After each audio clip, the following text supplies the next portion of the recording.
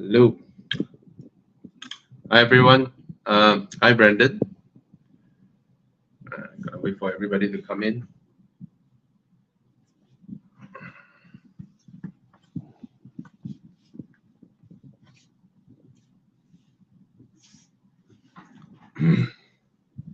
If you're here, please say hi. Please say hi. Thomas will only be here by 9 something. Yeah.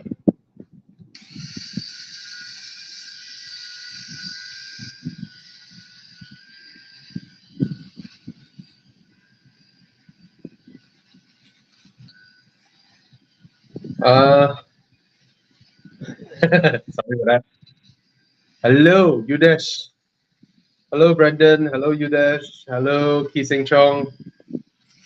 For those who are coming in, please say hi. Hello, Lim Seng Heng.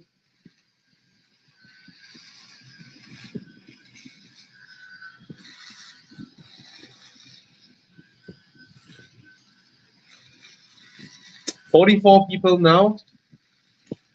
Let's wait till we have more people. Hey, Mike. Hi, Mike.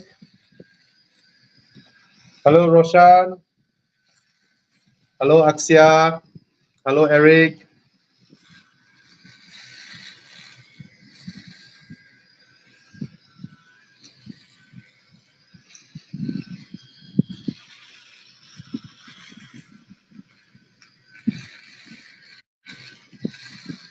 No, people wrong. Yeah. So Ki Seng Chong was asking about uh, was asking this question. Hey guys, I'm planning to drive from Kota Kinabalu to Mount Kinabalu, which involves steep and windy roads. Hi, Tana. Hi, Bobby. Would a 2015 Myvi 1.3 be ideal for such drives? No problem. I mean, no problem at all. Of course, the most important thing are your tires. Are your tires. Oh, there's echo, Tana. Yeah, okay. Yeah, most important thing are your tires. So other than that, I don't see. I'm not from Sabah. I'm not from that region. I'm not sure. Are you driving on tarmac? If you're on tarmac, I mean, no issues. If you are on muddy roads, then of course you're gonna have some problems. But I don't see an issue. Hmm. All Have you right. been to Cafe? Mount Kinabalu? Yeah, yeah. What's that? What were you asking, Tana? Have you been to Nope. Mount Kinabalu? I have only been to East Malaysia once, which is Serious? to, yes, I flew there under the invite of the supercar club there, Hmm? and that was quite eye-opening actually, because uh, there are Singaporeans, Hmm? Penangites, who ship their supercars over to Wow. join that supercar drive. Okay.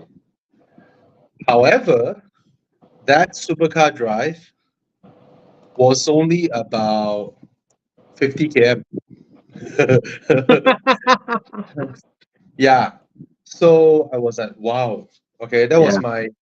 that was during the early days when I'm doing Live Life Drive. That was really my first time being surrounded or seeing, so many Ferrari, Lamborghini, and all that. And I am part of the whole convoy, Hmm. which was like, wow. But before you get exposed or seen all this, right? You always Yep. think that, oh, supercar owners must have a can of caviar always in their pocket. Halfway driving at a traffic jam, take out a spoonful of caviar, put here, and then you Funny, yeah. know the the Well, the, my, the my my my impression of supercar guys before I knew supercar guys was mm, they all got no taste. They're very crude. They're like they got a lot of money. don't know what to do. They just buy cars. They just, like, I got this impression about them when I was younger, that not the refined type. People who just all like, they are someone maybe selling DVD and like, oh, I got money, I buy supercars. When you're young, you get the impression. Obviously, it's different when you grow up and you meet them, and they are super nice guys. Yeah, they are all super nice. Most of the time, the supercar owners are nicer, more Yeah, helpful, more very humble. generous, more humble, more generous Mm, than the usual who mm. drive those like BMW, Mercedes, Audi kind of owners. You know. I think it's a page of, that Rich Dad Poor Dad. Robert Kiyosaki talks about how when you are certain and you look at people, you're like, you don't know them and you form Yeah. impression. Yeah. Hmm. So until you get to know them, you can't actually learn from them. So yeah, whatever you think it is, it's wrong lah, until you get to know them. Yeah, man. Yeah. So I googled up. It's about 2 hour drive to the Kinabalu Park from Kota Kinabalu. It's about 100 kilometers. So Hmm. 100 kilometers, 2 hours, 50 km per hour drive, a lot of windy roads. Yeah, it doesn't look that treacherous from what I can see here lah. So yeah, go ahead, man. Maybe it's fine. Yep. Anjib Wrong said you should visit Sabah for vacation. It's fun. I mean, I've been wanting to entertain the idea from Alex Wong to ship my cars over to Kuching Hmm. and then to drive from Kuching to KK. You know, basically the what what run is that called again? Blowpipe run. The Blowpipe Run. The founder of Blowpipe Run is actually Alex Wong himself. Hmm. Yeah. All right, he is But the founder of the Blowpipe Run. yeah, Alex actually recommends do the slow pipe run first. So slow pipe run is the version of that same run, but you take your time and go there first. Because to do the slow pipe run is like, I think it's pretty hardcore. I think they do like night drive and get there by 12 hours. Yeah, Yeah. yeah, they're trying to beat the time. Mm, So for us, it's not lah. It will be like enduro style lah.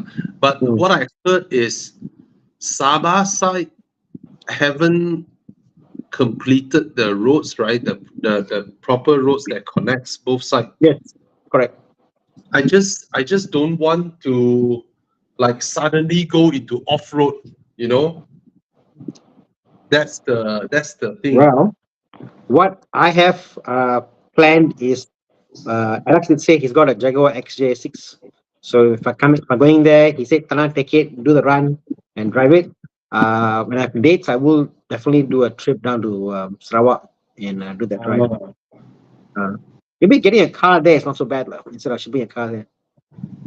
Oh, yeah. I have no information at all. You know Do recce. about huh? Jom do recce. Jom do Rakia. Hmm. I don't want halfway to see this. Yeah, lah, we take something which can recce, lah.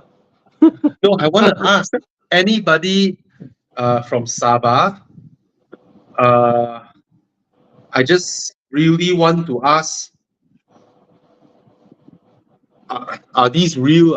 Is it really like that? Driving from Kuching to KK, Mm. I or mean, it's not? Alex, It's not like yeah, that. Alex and Suresh did the drive. Yep. There one section they say there was a bit like a gravel road for about, I think, for a few kilometers. But other than Yep. that, it was generally fine from what they tell me. It's tarmac. Tarmac, but got gravel lah, Okay. Mm.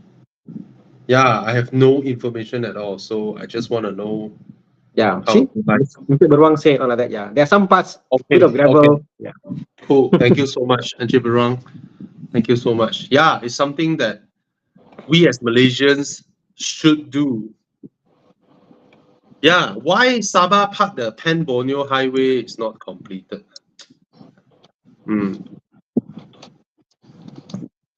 Anyway, it's a tarmac with a lot of potholes. Okay. Not for Aston lah. or A6. All this, all the BM. Yeah. This year, I'm thinking to do up my Toyota Crown and bring it for enduro. Nice. So Finally can catch yeah, up with you. I won't be able to catch up with you, lor. Oh Okay. no way! I drive slow, Bobby. Yeah. Right. You all are turbo freaks. Right. Okay. I'm gonna jump one question, Batu. Okay. I'll be honest with you. I am rather underwhelmed with the i4. Okay. So please listen to your wife. It's either the M340i or the M4. Okay, these two cars are proper great cars that best represent BMW. The i4, to be honest, was kind of hoping the i4 uh, was at to hoping for it to be at least more groundbreaking. Like, you know, I'm not expecting it to be like a Tesla Model 3, but can it at least be a bit like the Seal or something? Like Ouch. or a i7. You know, the i7 is groundbreaking. The i7 is Yeah. groundbreaking. Yeah. It is amazing with its comfort. You know, Mm, it basically, I think BMW achieved the brief for the i7. They achieved yeah. it, Yeah. but we don't feel the same with the i4. Now, Mm, of course, I haven't driven the i4 M50. The one we drove was the normal one. The other day, I drove the iX M50, and I'm impressed with how it drives versus the normal iX40. Okay, so at least it drives like a BMW. So I'm not sure with the i450, but overall, in terms of the execution of how the car looks, the space, and all that, it just really feel like they just stuffed the electric drivetrain into what is essentially a 4 Series Grand Coupe or whatever you like to call it. I mean, they just did not make the Grand Coupe profile available for ICE and exclusively reserve it for the electric drivetrain. It doesn't feel like a ground up car executed for EV. So that's the feeling of it. Oh. Even the i5 is amazing. I mean, despite the looks, is pretty mm, amazing for what they yeah. achieve. Yeah, I, you I, don't I get that think thing. you Yeah, know, Bobby, like you drive the i7. Sorry, you drive the yeah, i7. You go and test drive the i7. You go and test yeah, drive the i5. Okay, you can significantly tell the i5 is a smaller, less luxurious version of the i7. But from the i5, you jump into the i4, right? You don't feel like it is yet a smaller i5. You just feel like it's a it's a G30 3 Series with yeah. So Prakash, I don't hate the i5. I still think it doesn't look good to me, to my eyes, but I cannot deny its accomplishments. The way it steers, the way it rides, the way it delivers comfort. And it was in the i5 that I experimented with voice activation. Like I just say what I want to say, and I was so surprised. I mean, the biggest example that I can think of now is, I hated BMW's new infotainment system. The UI and everything is so convoluted, it's so difficult. Then every time ever since I experienced the new one, I just gave up. Whenever I want to do something, I immediately give up. While I'm driving, I thought of doing something, then I give up. However, in the i5, it was my first time. I wanted to pair my phone, and I was like, I just mentioned Bluetooth connection setting. Right after I mentioned Bluetooth connection setting, both me and my wife's phone pop up with a button that says pair or something. I forgot already. We both press the button, and both our phones are paired immediately. music, phone, everything working. It's like, wow. Yeah, that was amazing. So I think we had to do a lot of work behind to transition to voice. But that puts in the question, if I can use voice to do a lot of things, why has the screen grown so large? What is it for then? Yeah. Sorry, Tana. I done my part. No, Yeah. no. I think that the i7 is like is where the 7 should be. I would never consider a petrol version 4 of a 7 series because Yeah. that's like it is not like what you call there are two products and what you want to choose. The Mm, i7 is like the de facto product for that range. This is how the mm, 7 series need to go to be quiet, to be comfortable. This must be. Where yeah. else on the i5 and all these things, I find that they've got they give you option to the public, and they say, "Oh, I got 5 series, I got this. You pick what you want." But then again, it's a bit of a 3 series, but it's not that here and there. So it is it's like they're not giving everything; they're holding back, and I just find that it to my head it doesn't become a default choice because Mm, I don't think it's the best 5 or 4 or 3 can be. If that makes yeah. sense, you Okay. know? Yeah. Yeah. But the i5 is unnecessarily huge. It's like Mm, it's almost like the length of a short wheelbase 7 mm. Series, the previous But I generation 7 but I Series. wonder with all this talk about BM saying they're going to quit EV, yeah, how do consumers go and buy it? And they're like, okay, but they're going to dump this technology. They're going to go for something else in the future. How do you react? Interesting, isn't it? Like I said, I mean, from the first day when Europe announced we will go full EV, I already said in all my videos that they will U-turn, right? Because I see them aligning to what the politicians are doing, and I always see uh, uh, democracy countries, put it that way, their politicians always U-turn. They always U-turn because when they just want the votes from the Green Party, so they say we will go full Mm, EV to get the votes from the Green Party. But then they set the date as what, 2035 or something. They know by then they don't need to deliver their promise. It is somebody else's problem by then. So that is the first sign. And it's not like China. When China say they're gonna achieve something, and then every year they tell you a goal. Every year they want to hit this goal, carbon reduction. Until when, they stick to it. Or when Singapore government say something, they stick to it. So yeah. Anyway, that's how I see it lah. But coming back to what you mentioned, Dana, for me, I think it's time consumers should mature and realize that the world is a big place, and there are bound to be countries that are not suitable for 100% EV transition. All right. Uh, Singapore is perfect. Hong Kong is perfect. But you look at Germany, right? Our friend just went there. Our Evo Club friend just went there. He said he's been in Germany for 1 month. He's like, on the highways, he said there's not as many EVs as he imagined, because Germans regularly drive 200 plus on the highways, and then they drive long distances. It's very normal for someone to drive 150 kilometers, 170 kilometers to go to work. You know, it's normal for them.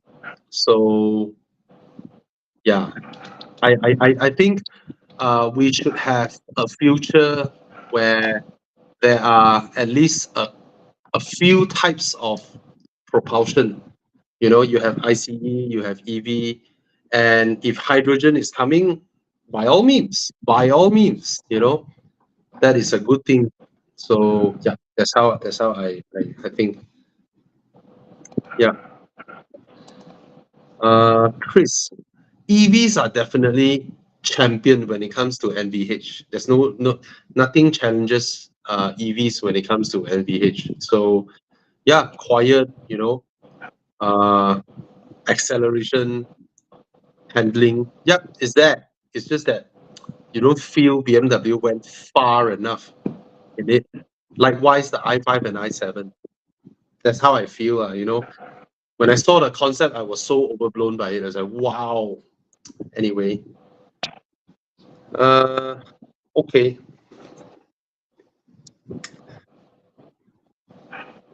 Any Tana, you want to answer this? Which one? Could you Would you recommend recommend? below Yeah, 50K small daily driver? there's so many, right? I think he's asking for new So many. car. Or new car? Yeah, lor. Jin, is it a new car or a used car? Yeah, lor. If it's a new Mm. car, then you get a MyV, lor. Straightforward, right? Yeah. Very straightforward. Okay. Maybe you make your choices and then you come and ask us, to help you narrow it further.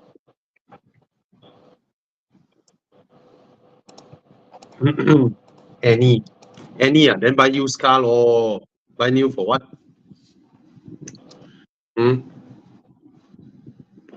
I won't pay 50K for this, Jiang. No way. This car is not worth. Oh, this Sport, Suzuki Swift Sport. Okay, then okay, then okay. Sorry. Yeah, get the Swift Sport. 50,000. Buy, buy, buy.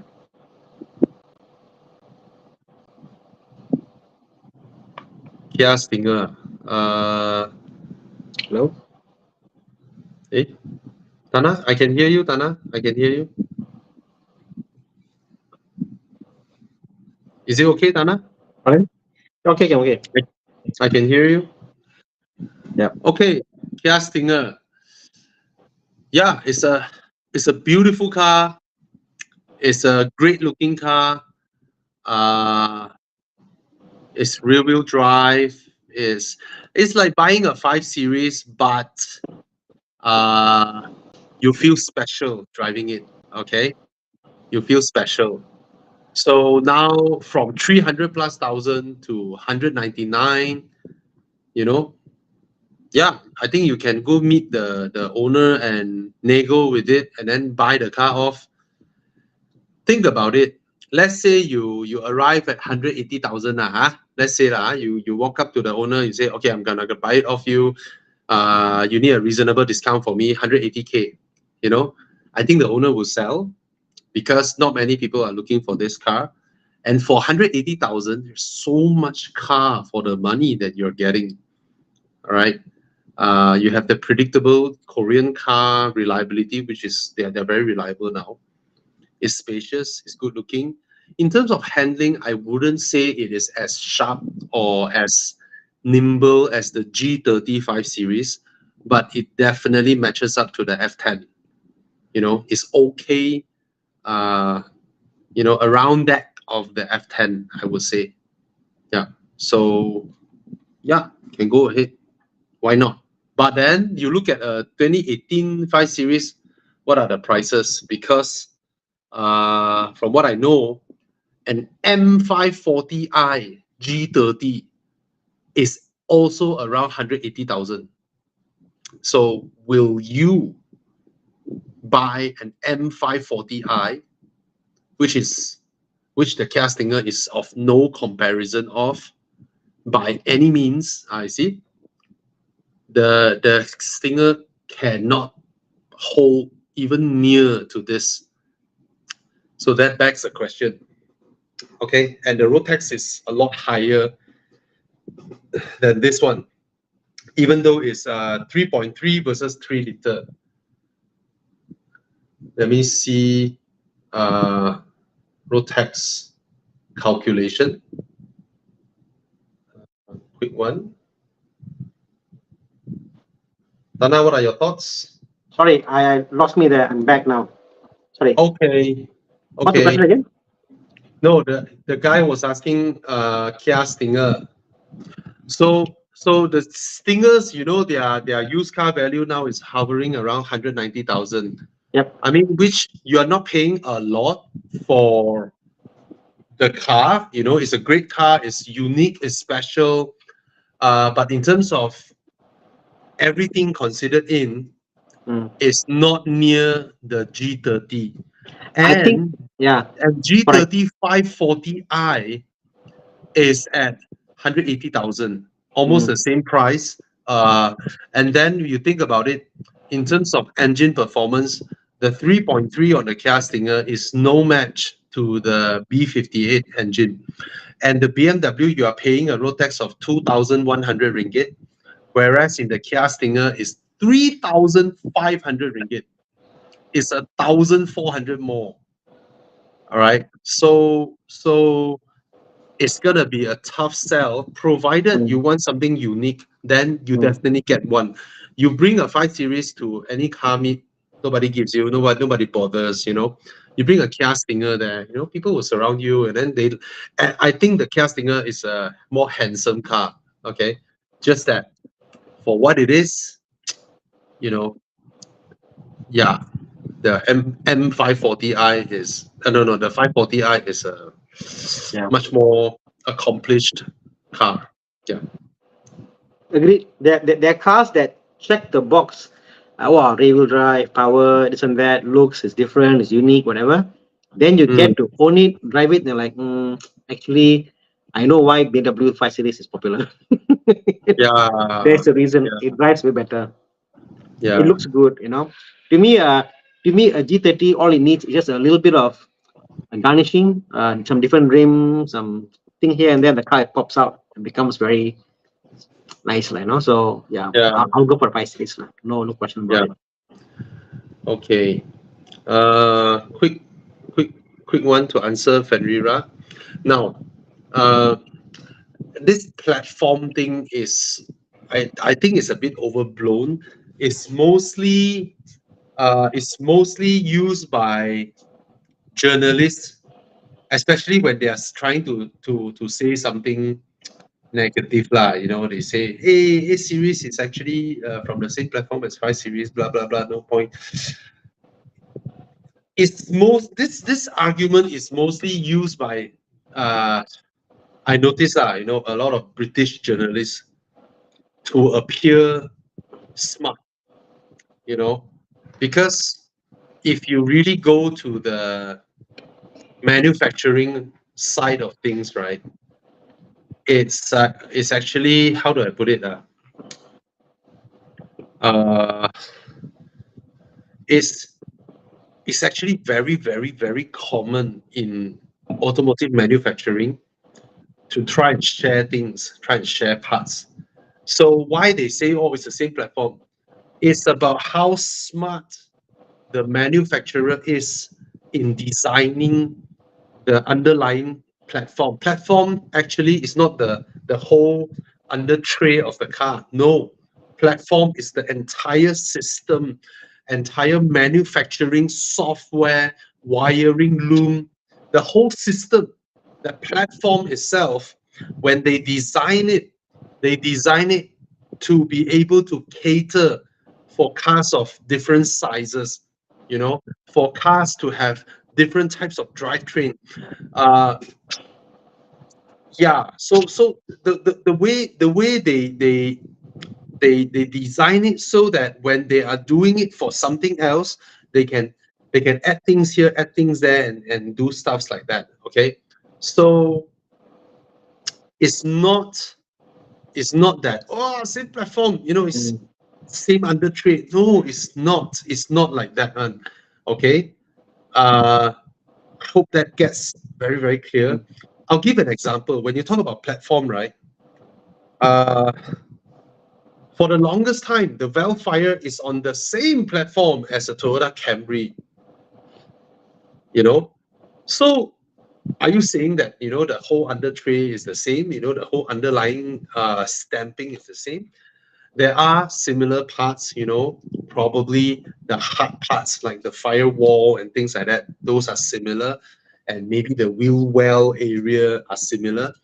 You know, other than that, a lot of times the whole thing was designed in already, and the whole factory, the whole machine will be able to interswap different uh, parts to be able to weld together. Maybe the welding of that Camry wheel well fits together with another part, but it also fits with other. Yeah, you look at the the platforms that the so-called MC platform can carry, it doesn't make sense one when you think, wow, these are the same car. Hey, Toyota Verso and Alphard Bellfire, But if they're gonna share the same engine, if they're gonna share the ISIN gearbox, the gearbox mounting area, of course, is gonna be the same. Why you want a different one? You just incur unnecessary costs, right? So the surrounding stamping of the metal with the ready holes for the bolts to be bolted on, of course, they're gonna be the same, right? After that, at the back, are you fitting a four-wheel drive system? Are you fitting different independent sway arm system or all this, and then the multiple placement of fuel tanks to move around. So it's a when you see all this, right, you will think that yeah, there's no point arguing. I pay 8 series price for a 5 series platform. Now coming back to this, the 8 series, in my opinion, in terms of being a luxury grand tourer, is no match to the S-Class Coupe. It's not even near, okay? However, when it comes to an engaging drive, the S-Class is no match to the 8 Series or 6 Series per se, okay? That's just the S-Class, you can think about it as a legit challenger to the Bentley Continental GT, okay? Whereas the 8 Series is not even near there. No way. Even though BMW tried to change the name from 6 Series to 8 Series and then raise the selling price, it just can't convince people. Even the rear quarter glass cannot retract, like the S-Class Coupe can. So if you are thinking of both and you want an ultimate two-door luxury coupe, I think it's the S-Class that has my vote. Yeah. It's definitely the S-Class. It's one of my favorite Mercedes Benzes. I did consider buying the S-Class Coupe at that point when I got the Aston, but I think the S-Class will cost me way, way, way more money to run than the Aston Martin. 100% from my understanding of cars, the way the technology of the car that it has, everything is powered, everything is connected to the central system. It's gonna cost me way more money than to run the car than even my RS6. Okay, so ultimately I decided to take a step back and admire somebody else driving this car lah. Okay, confirm it's gonna cost more to run than my Aston Martin. Yeah. Said that, always standing, the S-Class Coupe looks better. You look at Tiang, show the side profile again, the S-Class Coupe. I'm just amazed. The rear glass, the entire triangle part of the rear glass, it retracts. Both windows retract. And it's so amazing to see it having, there's no B pillar, just one fell swoop. It goes all the way back. And then the space that was opened up. Can you find a picture, Chia? A picture where the windows are open? S-Class Coupe is so good looking when all the windows go down. One day I will still want a big two-door Mercedes Benz. One day. But yeah. When the windows go down, they look amazing. Way that whole open space is glorious. Okay. Yeah, it's a brilliant car. But too much tech. Okay. Any question you want to pick, Thana? Let me see. I'll let you pick. Let me pick. I'm on my phone. That's why. Something more down to a car Carnival 7-seater or GLB 250. No comparison lah. Is it a current generation Kia Carnival? If it is, then Kia Carnival. But then you have or need to put in wheelchair occasionally. Yeah. GLB 250 That's is small. yeah. So 250 is small. 250 is the size of, I don't know. It's small, like a small SUV, lah. Uh, Kia, Kia yeah. Carnival can do more things, lah. Carnival is more modular. The seat can go here, go there. Yeah. The Kia Carnival has a more refined ride, more comfortable, better build quality, better plastic quality, Headroom. better solidity. Put aside the size. I'm just gonna put aside the size first. Okay, the whole car is built better than the GLB. Mm. Okay, the even the plastics that was used, the solidity of the fit and finish. Basically, the Kia Carnival here feels like the Mercedes Benz, and the Mercedes Benz feels like Korean cars from what we perceive them to be. The Kia Carnival is exceptionally well built and exceptionally great in the ride comfort part, soundproofing as well. So there's no challenge here. Mm. There is no Yeah. challenge. Yeah, The only thing about the GLB is it looks different, unique. It's like a baby yeah, G wagon. yeah. That's about it. The only advantage of the GLB, in my opinion, is that you can drive it around like you drive your sedan. Yep. You know, you can select traffic jam. If you see a small space, you can slot your car in. You can drive it when you're not ferrying anybody, right? You can enjoy your drive, zip here, zip there.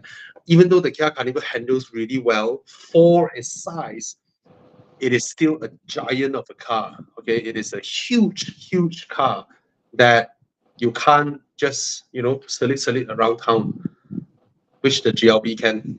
Okay. Question about Mazda lifetime fluid. So I did a Mazda 6 recently. Mazda fluid are blue in color, Bobby. Can you believe that? They're blue, Interesting. the blue color, like royal blue. So anyway, long story short, yes, you must change them. The oil coolers are so small, they fail. They still say fail, and they fail. A lot of issue with the gearbox. So I would say 80,000, 100,000. Go and change your oil cooler, the O-rings, and your fluids. Yeah, I would change it. The oil cooler, it's Achilles heel for the Mazda. So definitely change it. Very Mm. small compared to BMW. Very small. Yeah, I actually would recommend people. Okay, you better quickly change your oil fluid, Zen. Quickly change your Mazda oil fluid. If your car is currently at 180, 190,000, I'm not sure if I will advise you to change or not. No, I But will change because the oil cooler will fail, and when that yeah, fails, the cooler will get in. Your car messed up already. what I'm saying is that Uh, if his car is already at 180, 190, right, I'm worried there will be some sludge that is slotted somewhere. so And if you so don't touch it, it mm, still works. The well, moment you touch it, yes and no, because if it's too much sludge, it can get jammed up, and your car can seize up, So yeah, the moment you've got very high mileage cars with unrecorded service history, my okay, advice always has been do a half flush. What that means is there's always two ways to take out the fluid from the transmission. One is from the bolt, and one is yeah, taking out the pan itself. Never yeah, take out the pan if your car has got very poor record history, service history. Do the bolt, take out. It'll only be half of the requirement, and then go and put back half lah. So it's like your aquarium. You know how aquarium you go and clean the aquarium tank. You take out half water, put half water clean. You flush yeah, it. Same yeah, system. You need the grit in the ATF. yeah. So 110K, you quickly change it. Okay, I think Yeah. it's still not too late. Okay, get it changed, and after this, my recommendation for people, if you want to protect your gearbox, right, change your gear oil every 30 or 40,000. Mm. Change it. Okay, it's not super expensive, but every 40,000 you change your Yeah. See, gear oil. Mazda is blue color one. So Yeah. interesting. All right. I changed my engine oil about 6, 7K.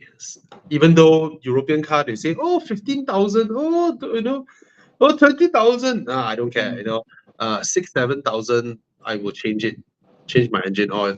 And then for gear oil, 30,000, 40,000, I will change it. All right. If you are in a lot of traffic jam, you should change it earlier. Yeah.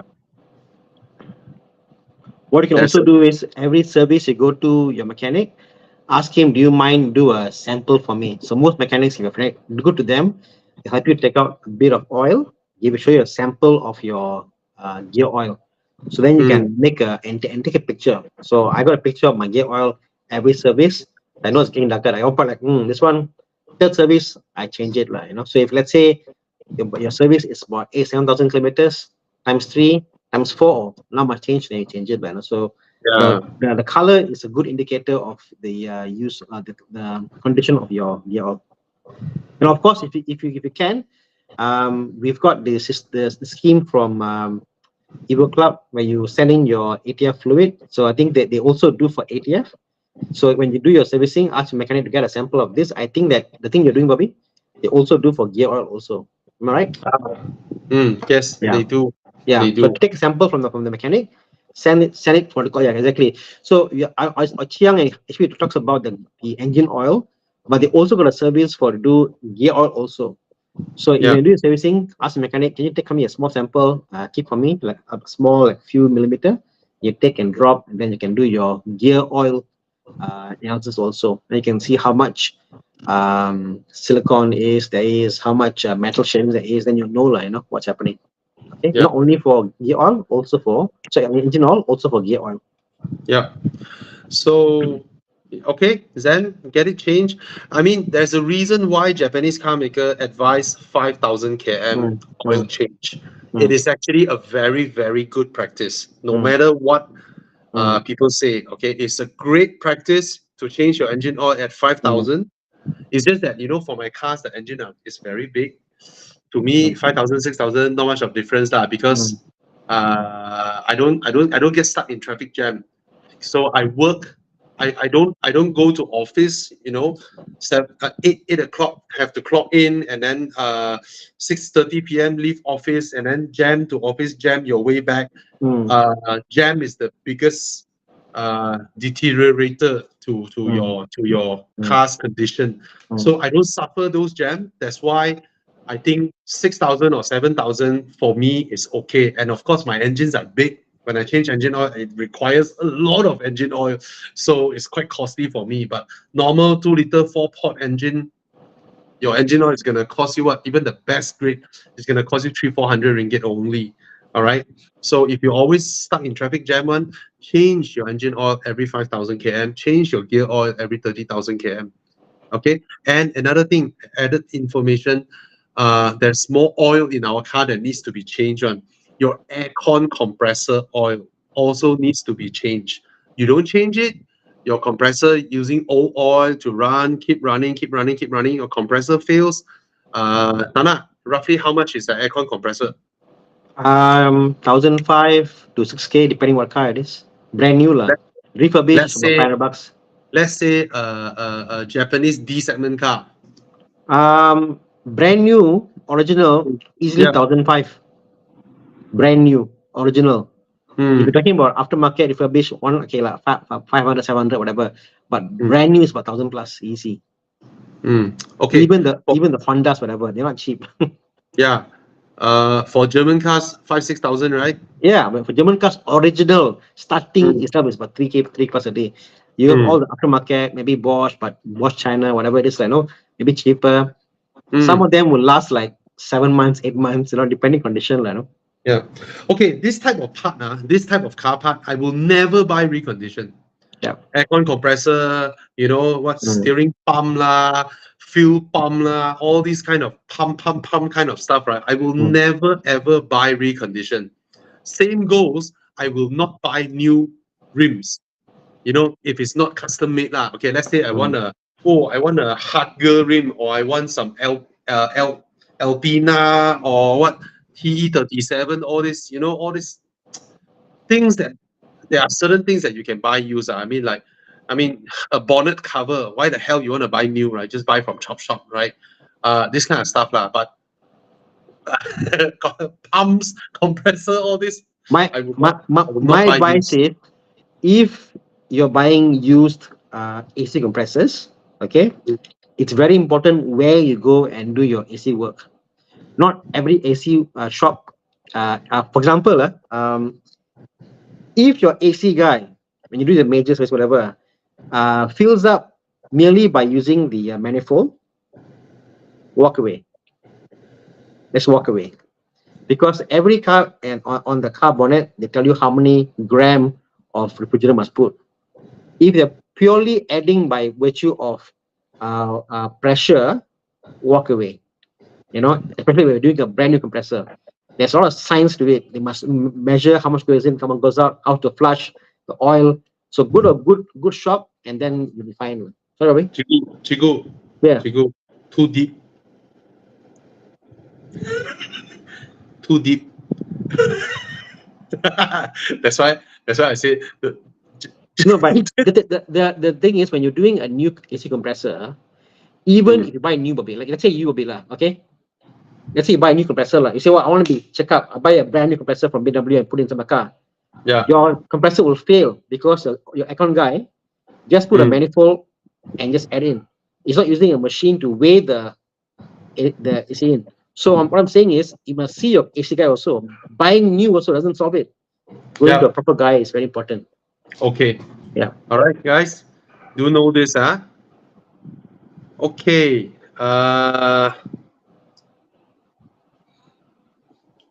What questions? Okay. This one, just a quick one. I don't like the 318i. I hate So the 318 to the core. So yeah, any car you it's put with 318 F30, I won't take. I will take the other car. yeah. I think the S70 is more comfortable. You know, newer car, new tech, and all that. Get the S70. I think you just want a comfortable, luxurious feeling four-door sedan, right? Then you go with the S70 lah. Okay.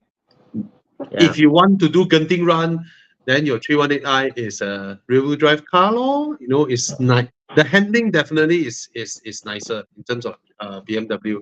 Or if you want to satisfy your inner self, you want to own a BMW one day, then probably you can go ahead. Okay. But then a 320i, as what Chi Yang has shown, is also 80 plus. So you can go check it out. All right. I wouldn't buy a 318 lah, because the 320, the 328s are all about the same price range. You can get a 2013 328 for 50K, I've seen. So yeah. Okay.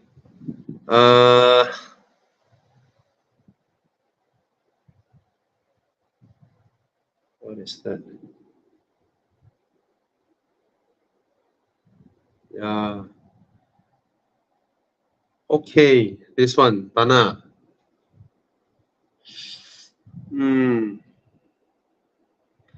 Again, 75 to 78,000, you can already get a 320i. Can you get a 330i, Jiang? Can you get a 330i? Thana, you are muted. Thana, you are muted. 78K a bit difficult lah. I think it's just the cusp, I believe. Get it. 2018, 2022, 216, 320 is about 80 or 70, 80, is it? Yeah, lor. Yeah. Get a 320i lah. Jiang, can find Exactly. 320i or not? 320i.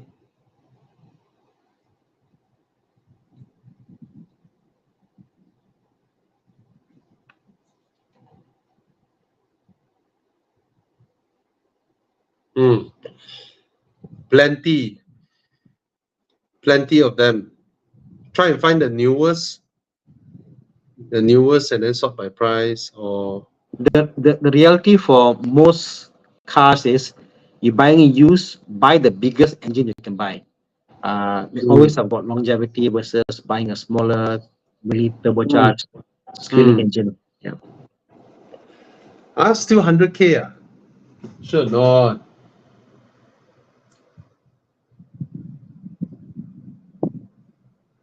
100K is not worth it lah.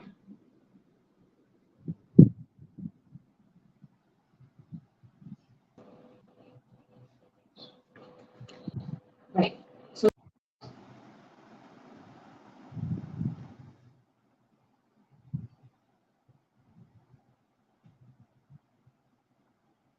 What? Okay. Facelift, updated engine. Get this instead. Sugentaran. 75,000. That's good. It's the new engine B48. Get this one instead.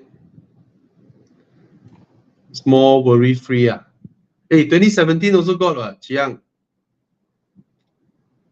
2017 or 80 plus.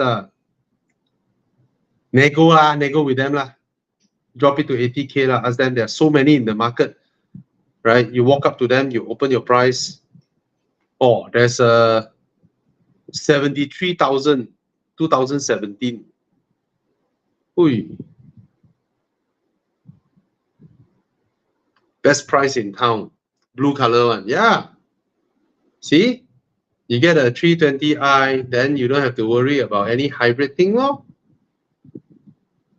No, this one is 330e, Barbie. Look around. What about a 328 GT? Oh. I'm not sure if they still make it until all the way. No, I just get a 2017 320i lah. Okay, Sugentaran. Don't worry about the one. All right. Okay. Jim Lacey for a fresh grad. Yes, you made a very good choice as a fresh grad. I think Accord or Camry or Mazda 6 are great cars. If you want outright reliability, Camry, no doubt, no fight. Okay, but if you can avoid the hybrid models, then you avoid the hybrid models. Okay, not that they are problematic. It's just that one day when the battery goes, then you need to spend some money to replace the battery. Other than that, they are very reliable. Okay. Yeah, Accord is not bad as well. Okay. Thana. Yes, sir. Question for you. Fan of the IS300. Hey, 2021. Hey, 2021 is which one?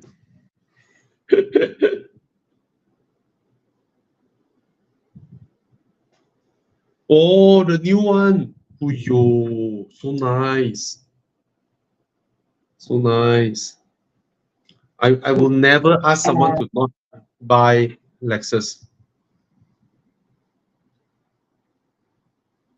Beautiful, huh? Beautiful. Yeah. Beautiful. And it's so special when you see one on the road. So now. Yeah. Buy. Yeah, lah. Not bad one. Buy. Something special. And you know it's a Lexus. Your car won't go wrong.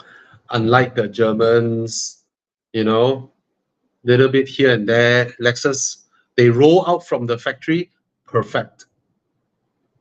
Yeah. I think you need to see what are your previous cars before buying this car. For anyone matured, they will prefer this car because they've been with other cars. But if it's your first car getting into like a nice car, they like always think, what about a BM? What about a Mercedes? You know? Yeah, but he said he's a fan of the Lexus. We just need to Go for it, bro. reassure him. Go for it. Yeah, we just need to reassure him. Go ahead, you know, and it will spoil you because after owning this car for 6-7 years, you know, 7-8 years, all you do is just oil change your wiper, you know, change your brake pads. I'm not sure it readies you for your eventual next German luxury car. Okay, not that they are problematic, keep breaking down, but definitely won't leave you as unattended as the Lexus leaves you. You know, like never kacau you. You know, just everything just works. And then the interior, after 10 years, nothing peels off. It's not like the buttons, the legend on the buttons will fade off, or the buttons turn sticky and all that. None of that. You know, everything will just work after 10 years. Give it a good clean, it feels like new. That's Lexus for you. Okay? So go ahead.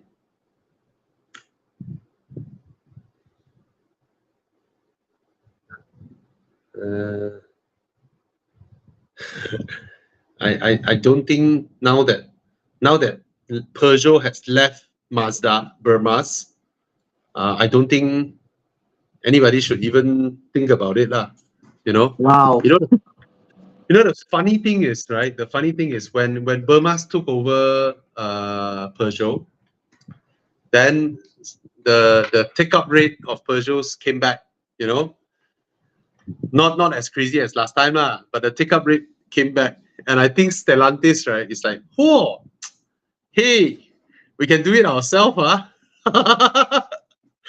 They didn't realize that Malaysians began buying back Peugeots solely because they are like, oh, it's under Burma's Mazda now, under Burma's Mazda Malaysia. Okay lah, can try lah. You know, their track record okay. Then Stellantis took it back. We'll do it ourselves. So now I don't know. It's like remains to be seen. Remains to be seen how well they run the brand here. You know, but Kia is also that by them, right? aside, sorry, Kia also by them, right? Kia still with Burma's. Yeah. What is Just that Stellantis took back Peugeot after Kia cleaned up all the shit from NASA. After Burma's cleaned up all the shit from NASA, and you know, everything done, you know, renovate the place, blah blah, and all that, you clean up all this nonsense. Suddenly, Stellantis tell them, "Okay, we're gonna end you. We'll take back everything." So, yeah. So I mean, I wish every car maker good luck, but remains to be seen. Okay. That being said, I think Shafiq wants the Peugeot, I guess. You know, 2021 pre-owned versus 100k mileage Kia Sorento. active? I prefer the Kia lah. Icon Hi. 100 over 1,000. I mean, how much is the car? 2021. Let's search Peugeot first. Less car, easier to search. 100K. Okay. I cannot imagine the Kia Sorento is at 100k lor. 50K? No, normally buyers will search cars around same price point one. Okay, 60k for the Kia Sorento. So why are you comparing these two? May I wonder? Yeah. I mean, if you have the budget for a 2021 Peugeot 5008, you can get yourself a much newer Sorento. Yeah. Yeah. I mean, no doubt lah. I would believe the Sorento is much more stable in terms of reliability, but yeah, you can look for a much newer one. Yep. Why 2017? Oh, 87k. Wow, you got a good deal there. For 87k, cannot argue away. Oh. Well, I mean, I don't hate the Peugeot. In fact, I had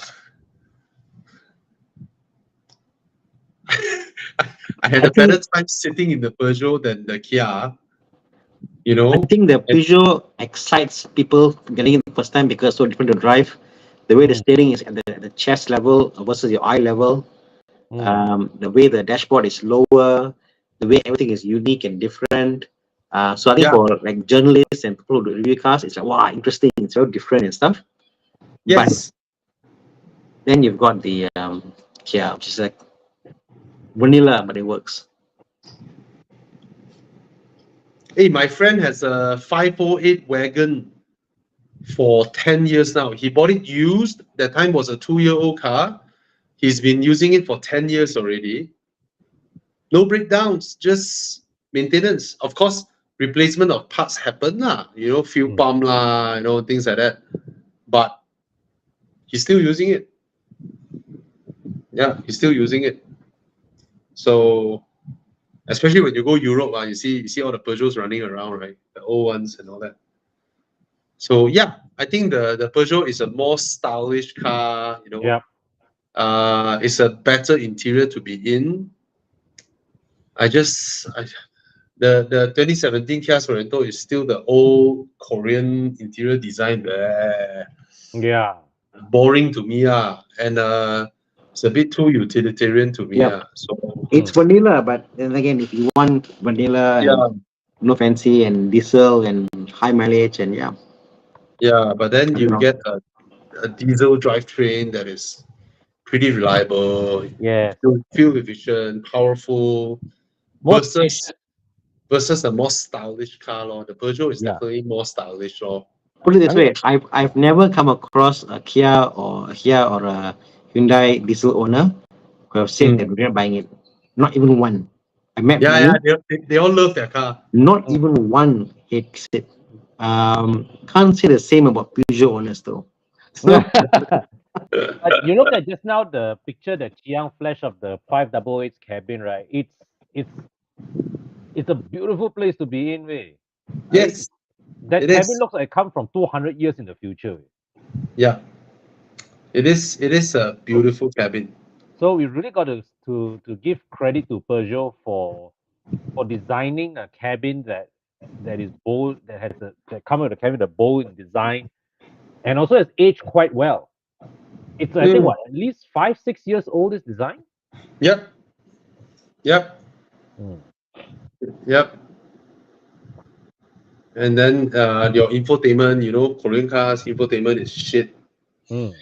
Okay, but Actually, the Peugeot's infotainment is not much better, but they present it very nicely. It's yeah, very the UI is more stylish. yes. visual infotainment can't change. Kia one can change. True, true, True. very, very true. True. So for 80,000, what else? What other options does he have for a 7-seater? Obviously, he needs the Yeah. 7-seater. Otherwise, he wouldn't have looked at these two, right? Yes, yes. How about Mazda? Like a CX-8, CX-9? Cannot get- Not at that price yet. Definitely not that price. Not that CX-8. new lah. Let's see. The cheapest I see is 116,000. So What for the 5008? no, CX-8 100 and how much? How many thousand? 118. Hey, CSA down. Wow, can get 118 already. Yeah. So Shafiq, can you fork out another 3,000 ringgit as your down payment? From 80K to 116 or something. Because if you can, you will be in a much, much, much better car. Mm. Interior or the third row of CX-8 is proper. Yes, proper size. Yeah. The CX-8 body is narrow, but the length, right, gives you the what the leg space. So let me calculate your loan repayment. 85,000 versus let's say you manage to nego to 110K lah, huh? I'm not sure. Can you? 115 lah.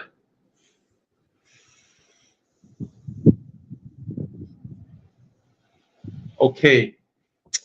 Yeah, it is it is of significant difference. It's about 300 ringgit difference. So Shafiq, if you can afford 300 ringgit more, this car is definitely worth more than the other two lah. It will be in a much nicer interior, more modern car, and newer year as well. 2019 versus 2017. The most important thing is that you go into the car, you touch everything. You're like, okay, I paid 115K for this. It's well worth it. Yeah. So try and The see if you way can stretch the your way I see budget. it, you buy the Kia, 3 years can use lah. After that, the car feels very old. The Peugeot you can buy today. After a while, all the problems that pops up here and there, like reliability issue and all that, forget Yeah. it. The Mazda is gonna last you even 9 years to use the car is totally fine. The car is just built like a truck. Lah. True enough. Yes, agree. Yeah, pay the extra, take a longer loan, buy the Mazda. Yeah, lor. I would get the Mazda CX-8. It's only 30,000 difference. And then after you buy the car, don't do all the nonsense thing, coating lah, blah blah. Those you do your tinting, that's it. Yeah. You know, do your tinting and done. Yeah. Or you bring it to con give you a thorough cleanup. You know, see Yeah. whether got any cockroach egg lah, got any used condom inside the car. Yeah. Just give it a Salted fish thorough lah. cleanup. Yeah. Yeah. Then go to Thana and do a proper maintenance. If the car is still under warranty, no, warranty ended. 2019 warranty ended. Then you can go to Thana. You can also buy an extended warranty from Evo Club extended warranty. So if your warranty with Mazda ended, you can actually bring your car to one of our panel, 52 panels nationwide to inspect your car. Inspection, of course, you need to pay them. But after inspection, if the car pass, you buy our extended warranty, your inspection will be free. Then you get to extend your warranty. You're driving a car with annual warranty renewal until your car is 8 years old. Like that, no? So you can have a peace of mind. I would say the extended warranty would cost somewhere around 1,000 per year, which is well worth it if something goes wrong. All right. So do check it out. PM us at Horizon, Facebook Horizon, and then you can get someone to help you with this inspection center and extended warranty thing. Okay, we'll be able to help you. Think of it as a medical card for your car. I think of it as a medical card for your car. Yeah. Just PM us on Horizon's Facebook. Okay. Yeah.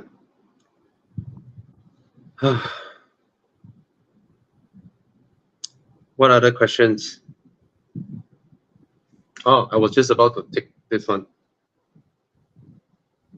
Workhorse old wagon as a workhorse barang carrier. Any alternatives besides the KE70? Yeah, so old. Give us your budget. Yeah. Thank you. Yeah. Old wagons don't come cheap, you know. Yeah, don't get that. Sorry, I was muted. K70 is a rust bucket. Don't get that. Get something like maybe if you're really cheap, get like a Volvo 240 or 740, whatever. Okay lah.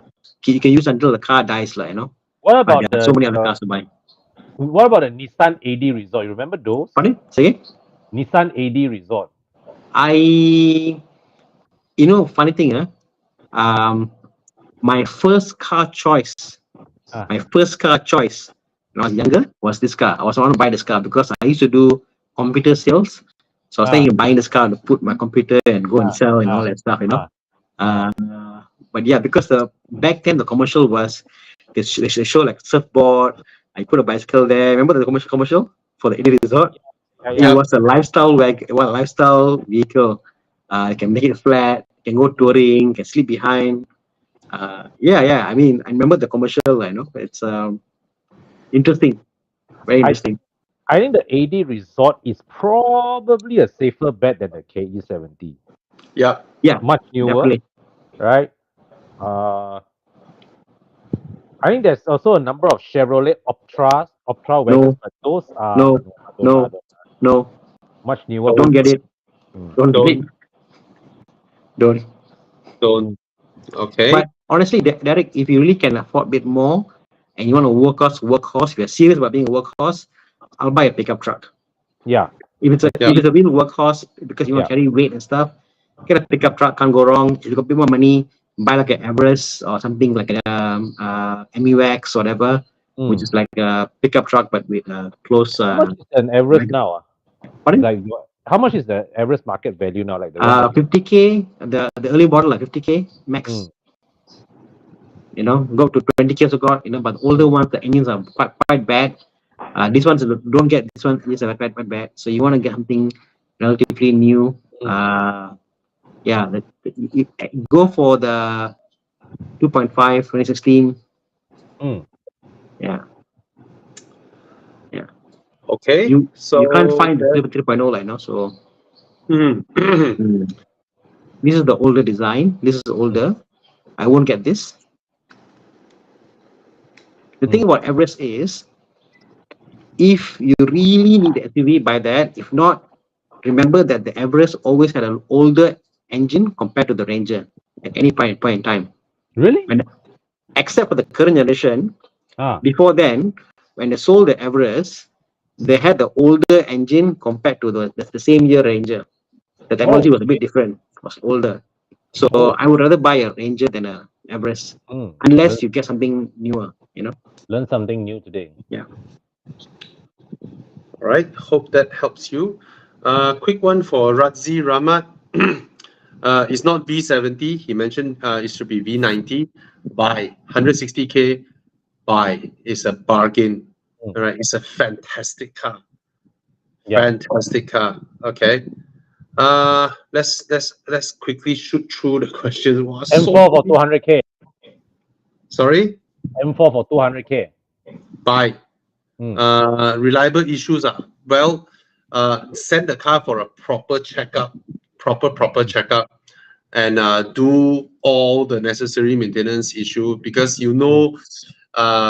previous owner would have whacked the car. It's an M4 anyway. All right. Check everything, the arms, I'll all give that. you a tip. Find the owner, find his Instagram handle, look for Sepang Day pictures. I mean, at the end of the day, it's 200,000. It has come down so cheap that it's like you don't mind how many boyfriends this girl has, ex-boyfriend, all right? Ask how you send her for a proper medical checkup, all right? Yeah, no disease means good already, okay? True. So get a proper checkup, and congrats on your M4. Congrats. For 200K, think about it. It's only 30,000 more than a Mazda 3. Yeah. Okay. It's cheaper than a brand new 3 Series. There you go. Okay. Jasper said that he has sold his 535i and maintain the same budget. He can get a 6GC or a Panamera. If he tops up, he can go M6. Ooh. Or these options. Wow, so many options. Or Singapore is in Singapore. Okay.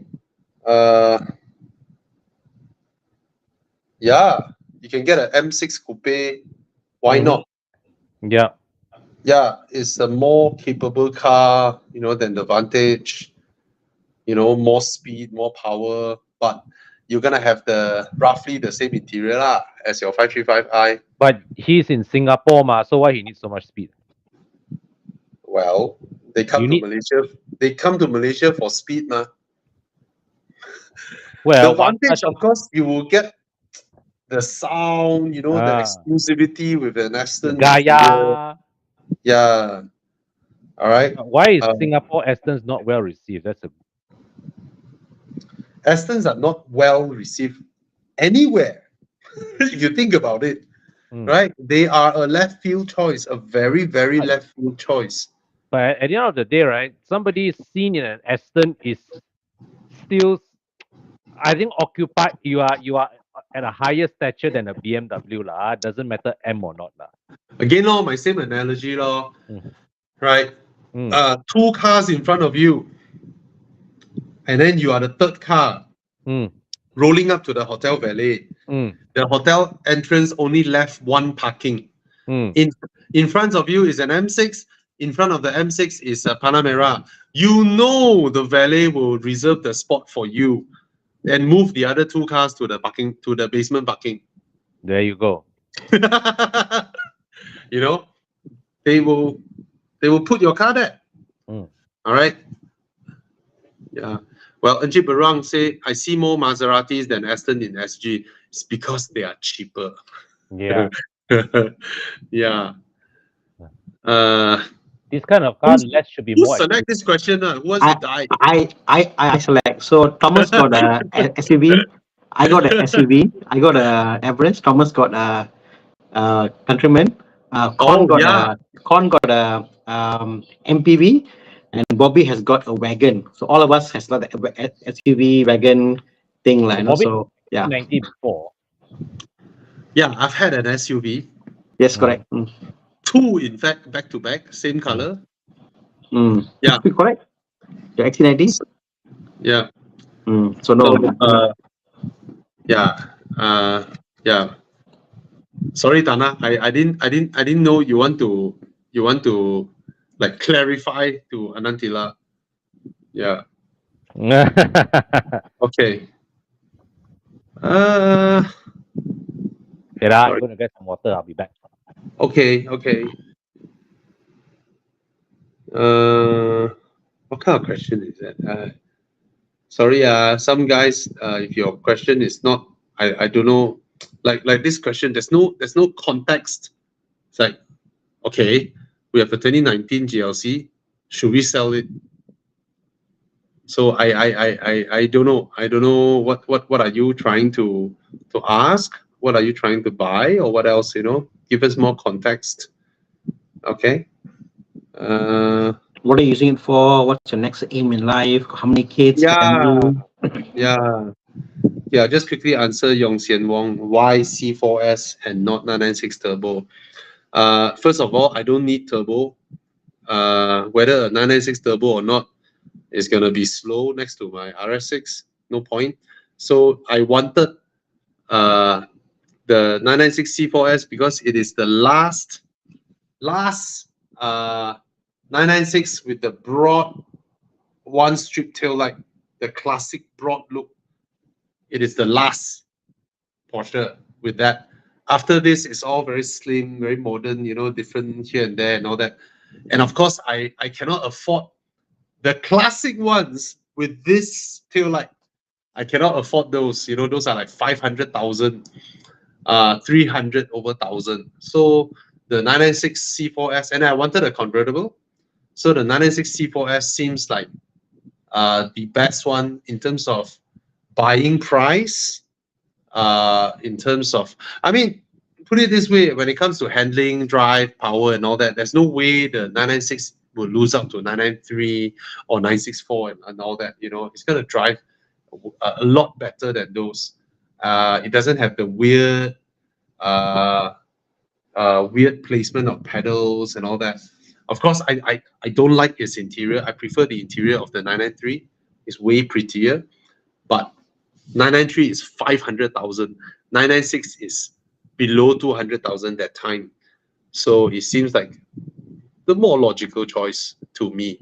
And if you were to buy a coupe, it is the only Porsche with broad tail light, one strip broad tail light, and frameless doors. It is the only Porsche with that broad tail light and frameless doors. All the other classic ones with the broad tail light look, the doors have frame. You know, they don't look like sports cars, you know. So yeah, that's the reason. Okay. Wow, a lot of questions. Those who are thinking of buying S70, Proton S70, just buy. For the price, it's definitely worth it. So I think I'll answer a couple of S70 questions all together. Okay. Jasper, yeah, it is a single clutch. So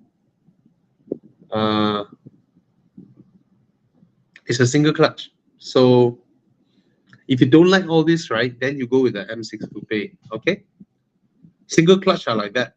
Whether you buy a SMG or whatnot, Yep. you know. Just now I saw a question between CX-8 and Kia Carnival, and just get the Kia Carnival.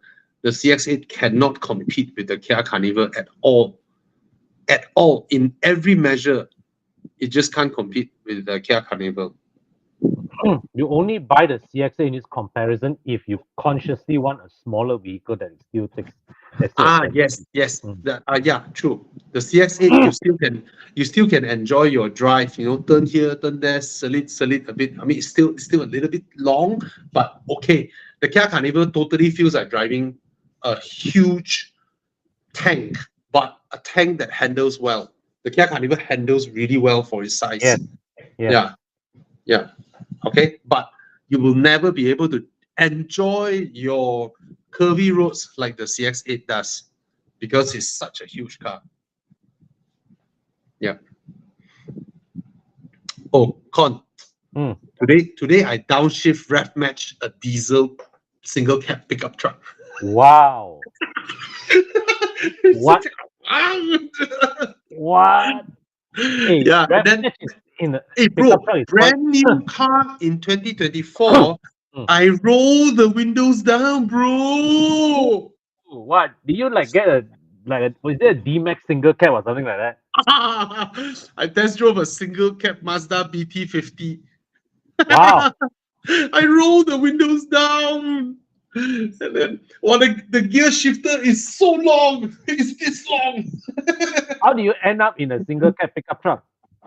I told Chiang, bring me a base spec cheap car like the Axia base spec. I want to test drive the base spec Axia.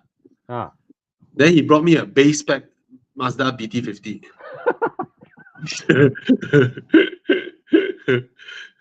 Yeah. Anyway, and then he said, "Oh, I don't have Baroda's phone number." I said, "You should ask from Con. You know, get Con to request. Yeah, Con. Hey, can you help me request the Axia base spec for test drive? Can. All right. Yeah. Okay. I'm not sure if they have the car for test drive or not though. Axia base spec. No harm asking. You know, it's so cheap, right? It's worth it to buy one and do the test drive and then sell it. Well, I know Abang Gan bought one. Oh, but his one is the previous model.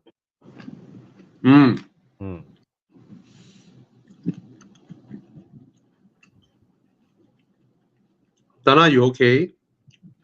No, I'm just looking at marketplace and looking at Thana for sale. Congrats, Wait, Thana. now you want to buy 996? No, just looking. We're talking about prices.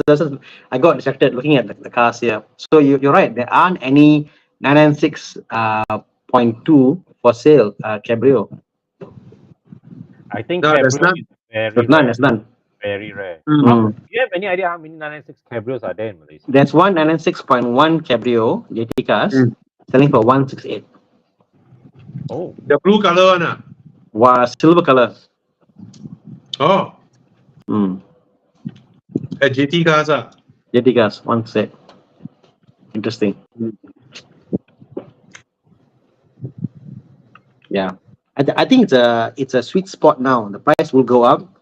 It's now at a low end kind of market. Yeah, definitely on the way up.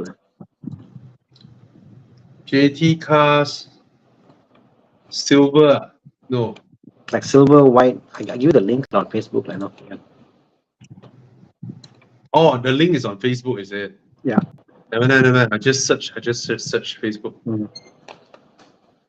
Oh, yeah. 0.1. 0.1. Has got the rims that Alex got on his Boxster. The U3 rims. Yeah. The front like cannot lah. 0.2 is beautiful lah. Yeah, man.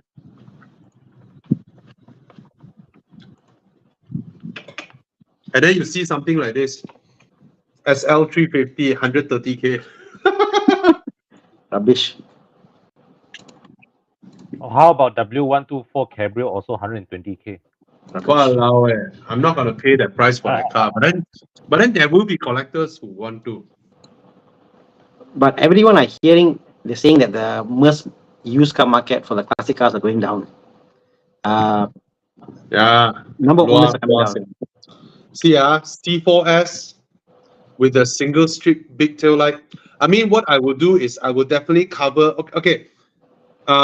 From the get-go, I already know that I want to cover the top part. Can you all see Yep. this? Yeah. Yep, I can. Where's my finger? Yeah. This thing, the indicator there. If I buy this, I will cover the top part in white paint, and then I will do whatever, just like what I did to my car. I drill a small hole down here, and then move the indicator lights down here, so I have the single strip across. And Where it's is the the- only Porsche coupe with the big single light strips and frameless doors. All Where's the the other with frameless doors that come after no longer have this light strip. Mm. All the ones that before doesn't have frameless doors. Mm. That is if you are fascinated with that old light strip look. I am for Porsches at least. Yeah.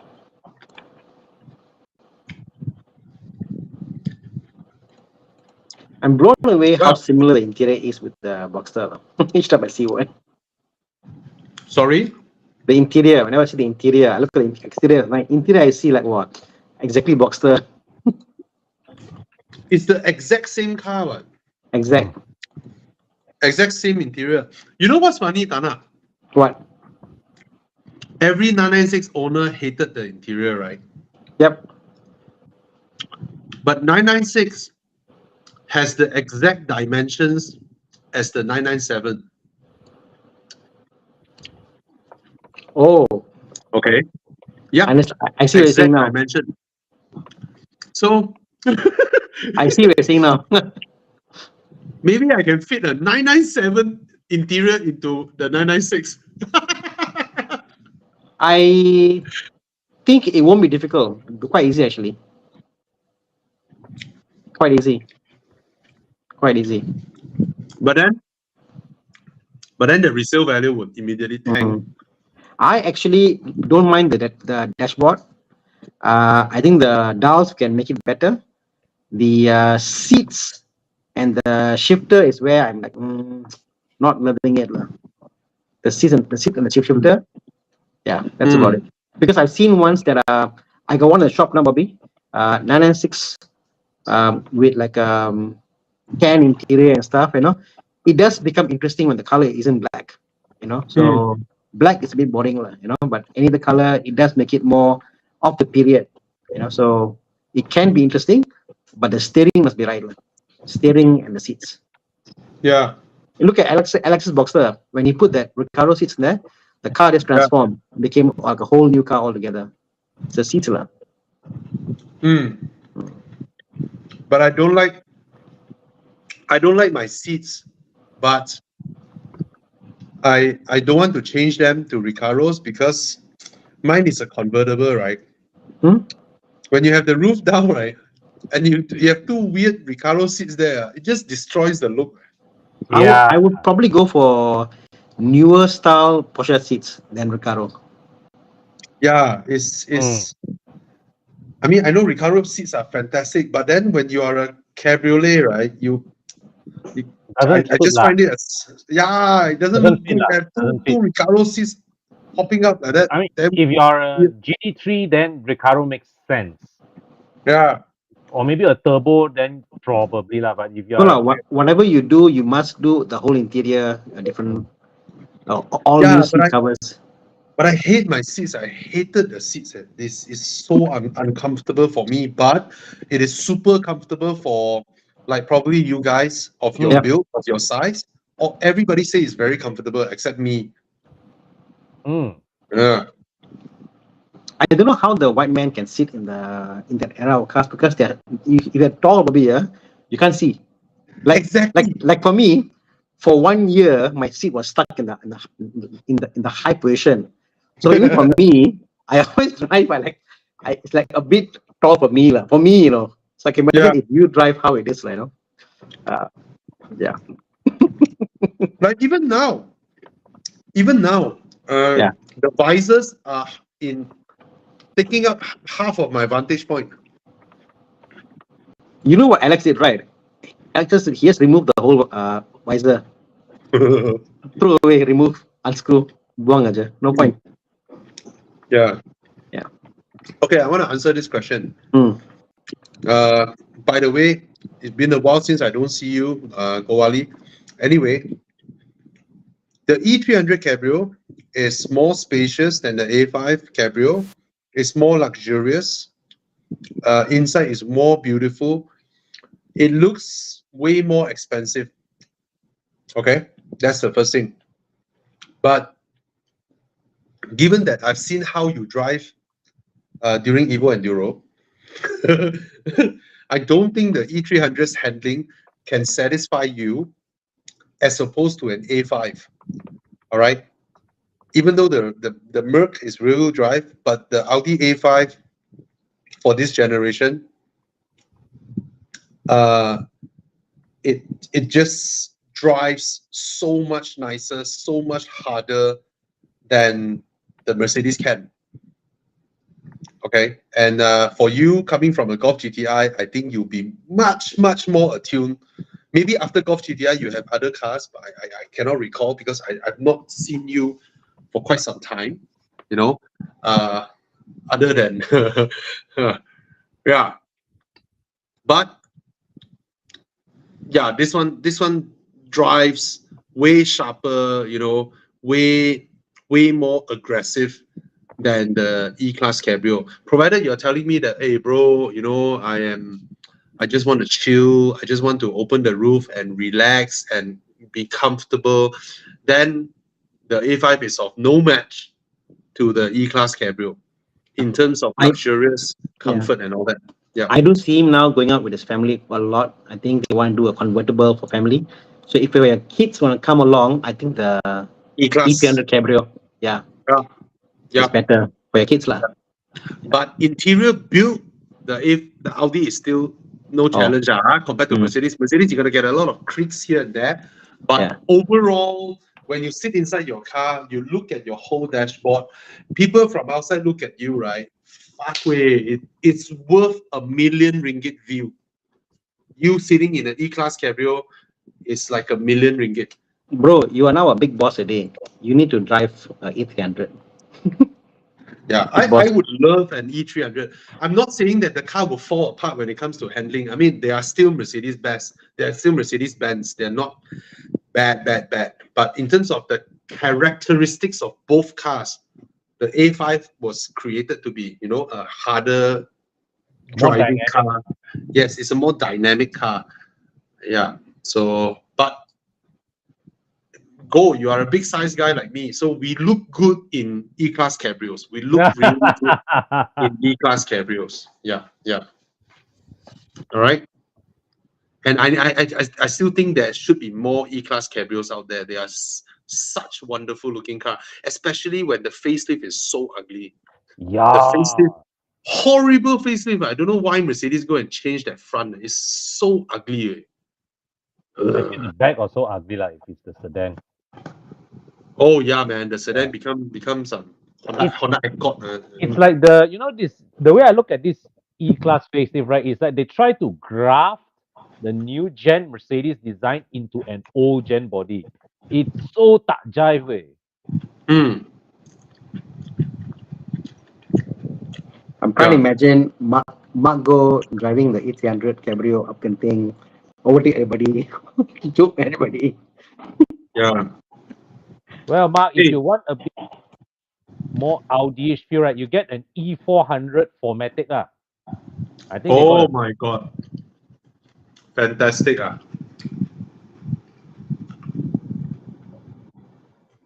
I think there are a number of E400 Formatics. but I'm not sure if it's cabrio or not. Cari.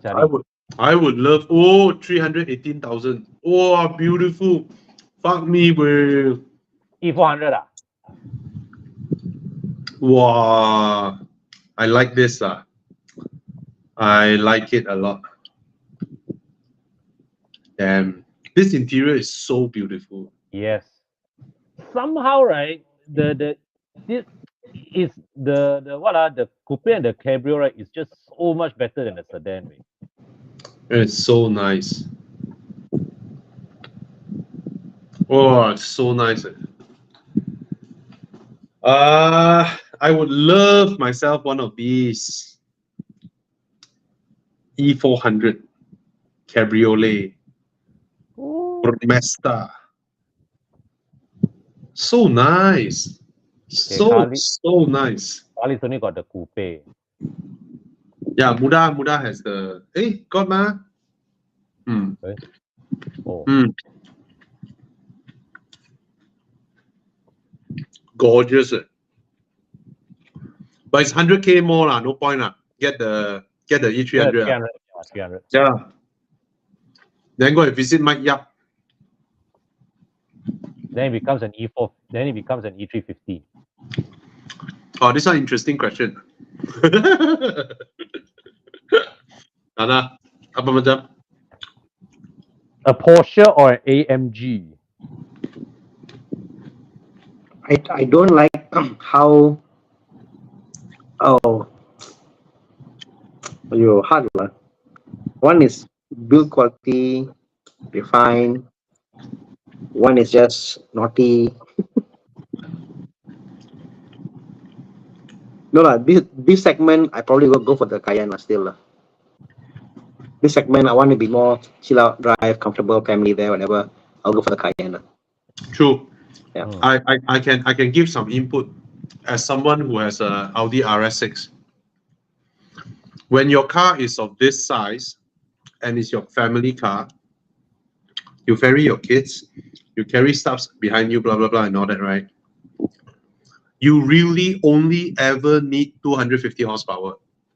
You know, you can give it a tune to 300 horsepower, put it that way. Anything else, right, is extra. And sometimes I wonder, as I'm trundling along in my RS6 to Makan, to in-laws' house, to school, to Mid-Valley, it's like, why am I paying 4-liter V8 road tax? You know, to do these things. Whereas a Volvo V90 2-liter turbo next to me can do everything that I'm doing, you know, without incurring all the maintenance costs and all that. Sometimes, to be honest, because, I mean, if my 4-liter V8 engine is inside my 6 Series, wow, sweet. I go Genting run, top down, you know. It's meant to be used like that, as a Grand Tourer or as a Cabriolet and all that. But the engine in the family car, right? First month, second month, third month, and then after the initial enjoyment, the and all that, and then throughout your longer term of usage, right? It will only be sporadic instances of teaching the other guy some lesson. You know? Or being a little bit naughty once in a while. You see a Carrera S, you know, and then you go behind him, you know, move him out of the way. That's it. Other than that, right, you're just going to be trundling around in your car. So get the Cayenne V6. It's a bigger car. It's more well-built, more luxurious. Yeah, lower maintenance. Con, of all the AMGs, not the GT, what AMG would you buy?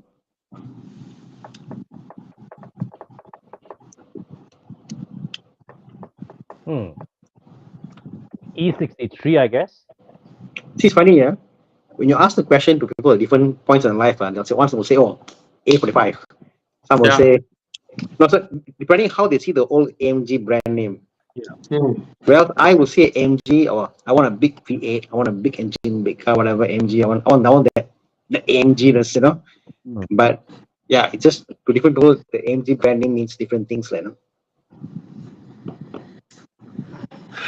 I want the S-Class Coupe. Exactly.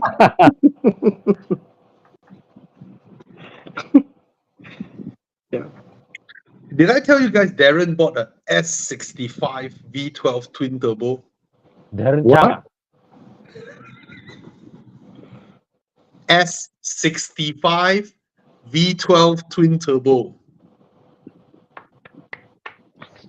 Sedan. Sedan. Happy to see the man doing well, man. Champion. Eh. Oh, 350,000. Wow. 5.5. Forget about it. Don't like. I like the 4 liter. Yeah, 5.5 can fuck off. It's weak. It's a weak engine. The 4 liter is stronger, better, more power. Okay. Okay, any other questions? What define buddy price? Make sure you check against market value and see if it's really buddy price or not.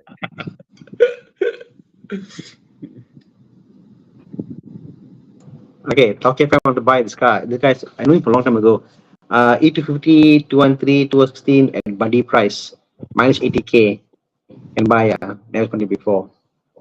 Same thing. Go and see our list of inspection places and get your car certified. Get insurance on the car.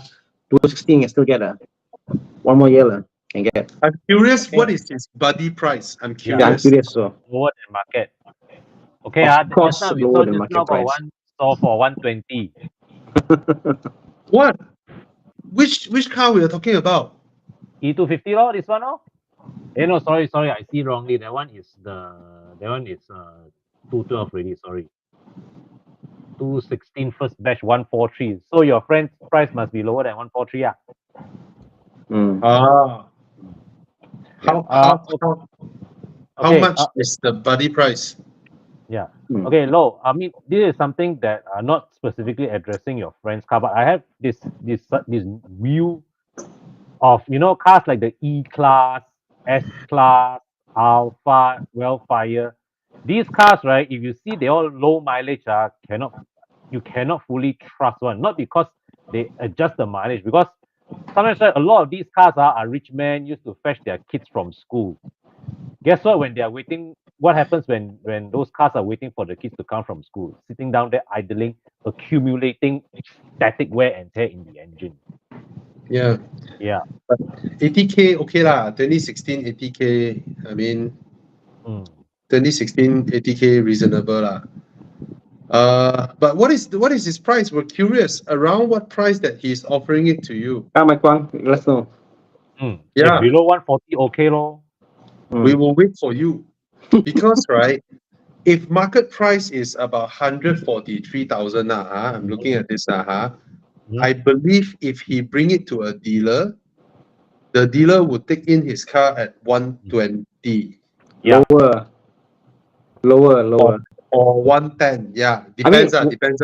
Whatever price you see listed, just estimate 10% will go off for negotiation, low and high price. So at 140, 14K off already. So you're already looking at 126. So if 120 you're saying is still no lah. I would say friend price is about 110 is friend price. Yeah, 120 means the dealer would have offered him slightly lower, or around there. Okay, so it's an average price, just that it's not street price.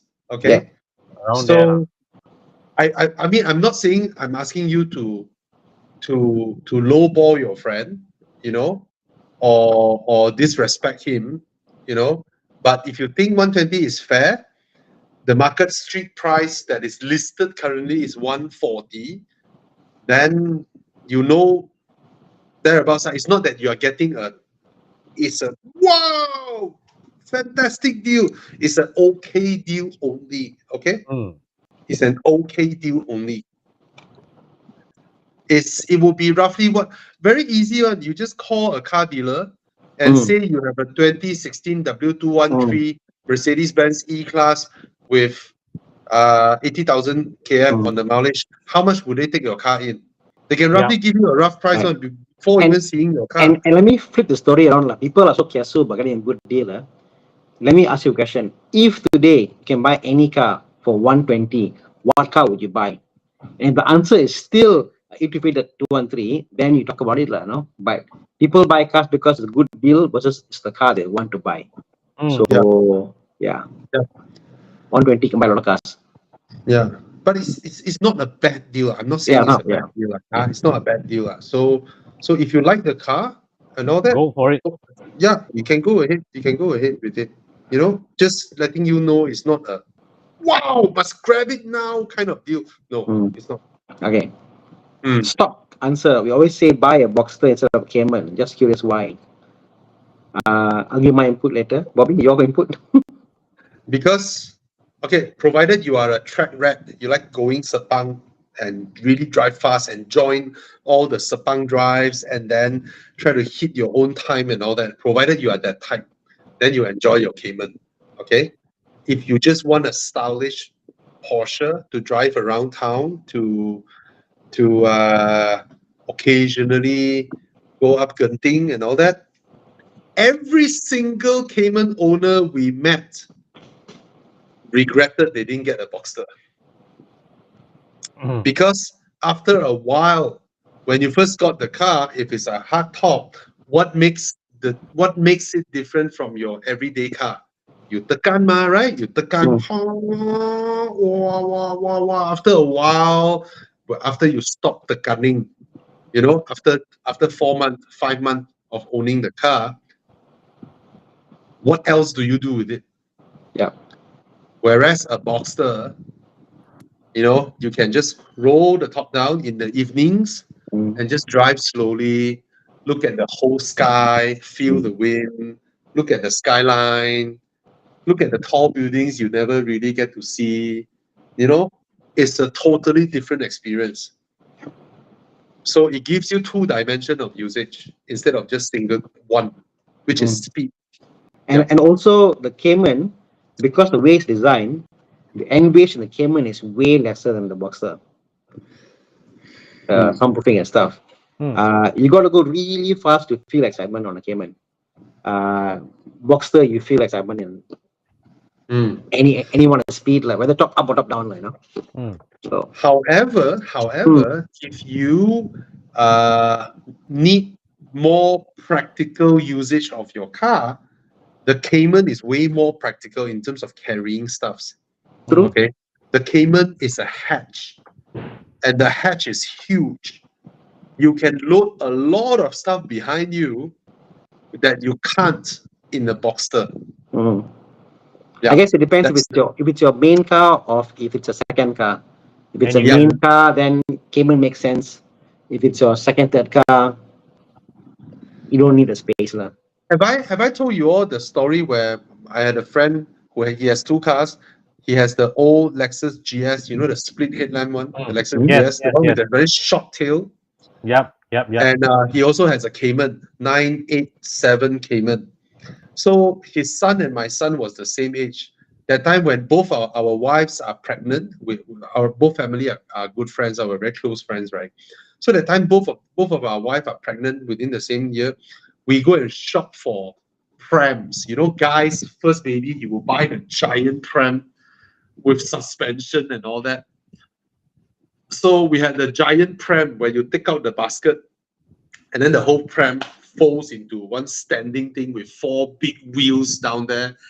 The funny thing is, his Lexus GS cannot fit the pram, but his Cayman can. He put the basket in the front trunk, and then the rear hatch, he just put the wheels on the back part of the boot and just lay down the whole pram in his Cayman, where his GS cannot fit the pram at all. Only one problem with the statement, Robbie. Yeah. the wife sit next to you. Where does the baby sit? Yeah, I know. But that time it was so funny. He was like, "Fuck, my Lexus cannot take my pram." Then he showed me when I went to his house, right? My Cayman can fit, my Lexus cannot. He said, "What the hell?" No, Thana, to answer your question, the wife will drive the kid in the Lexus, the father will drive the pram in the Porsche. Yeah. So that was really funny, lah. Yeah. So Mm. yeah, lor, the Cayman is very, very, very practical. Okay. Yeah. Yeah. So if Actually, you I like do it Cayman, why not a 911? How's that? Why would you get a Cayman over 911? Because budgets are budget vary. You can still get different pricing points. Eh, 911 at Cayman price is cash buy already, bro. True. So it is I guess so lah. 911. Yeah, when 911 Cash hits buy. Cayman Boxster price is already cash. Yeah. Yeah. Long Used car. before that, it's already cash. Actually, I'd like to offer another point of view. This is from a conversation I had with Chu Yang some time back. Mm. He said that, especially this was the case maybe about 7-10 years ago, when the Caymans and Boxsters were starting to become popular, right? Yeah. A lot of people, they were getting all these entry level Porsches to flex, and Porsches, and then I think the Boxsters were priced higher than Caymans, if I remember correctly, right? So Back then, no, Caymans are higher price than Boxster. anyways, back then, a lot of these people, when they wanted to get a car to flex, right, the Cayman was their sort of like entry point. Yeah. They get all these Caymans, right, and they are all invariably very lowly spec, because when they get the Cayman, it's also like what you said, it's their only car. Mm. So whereas the people who bought Boxsters, they bought this as their toy, their second car, their third car. They are of a higher spending power. Yeah. And when they check all the spec boxes, they had budget to check more boxes. So that's why from that era, in UK. so Correct. So Chuyang was saying, right, a lot of the Caymans, sorry, the Boxsters are way better spec than the Cayman. So in that case, you get a much better spec car with a Boxster compared to a Cayman. Very true. Very true. Mm. Because in UK also a lot of people buy Caymans to go track days and all that. Yeah, that's very true. Yeah. Okay. Yeah, brand new price Boxster was lower than Cayman last time. Yeah. Mm. Okay. 2010 535, great engine, liability issue. Would you go for this or add more to go big for the 320i? There is no universe where the B48 320i makes more sense than the 535i. Yeah, lor, the B48 is actually, I mean, it's nice in isolation, right? Yeah. But so which one would you go for similar price, about 80,000? 535 low. Right, you prefer the 535, right? No question. I mean, granted, the B48, the 320 is you can still take loan lah. 535 is a cash buy lah. Yeah. You know what? In this era, right? In this era, I really feel the N55 is weak. 535? I mean, the N55 engine in this current era, with all the new generation turbocharged cars, I mean, I just felt you have to look at this lah. Like if I compare 3 liter NA from the E90 era versus the 2 liter B48, I find you are almost there pretty much when you go the initial push. It's about there. So it's like you got to add 50% to the current displacement to get the similar one before. So if you compare a 2 liter turbo today with a 535 from there, yeah, comparable. It's about the same. And I might go for the 535 actually compared to the 2 liter B48 personally. You know, provided they are well maintained, like, you know. You see, same consensus with me. I mean, the first time I drove a car with the B48, I'm like, what the hell? what the heck? Why my N55? It was powerful back then. After the turbos spool, but compared to current era BMW engines, right, that just revs so happily, Yeah. I just find that why my car so lazy one? Even I mean, after the tune by Mike Yap is way better, but still, still, Well, do bear in mind B48 is newer generation. yeah. Yeah, you know, tuning. Especially that day, the day Gary fetched me in his Ah, S5. ah. Oh my god, that's a proper forced induction 3 liter. Yeah. That's proper, man. The car just pulls. Oh yes.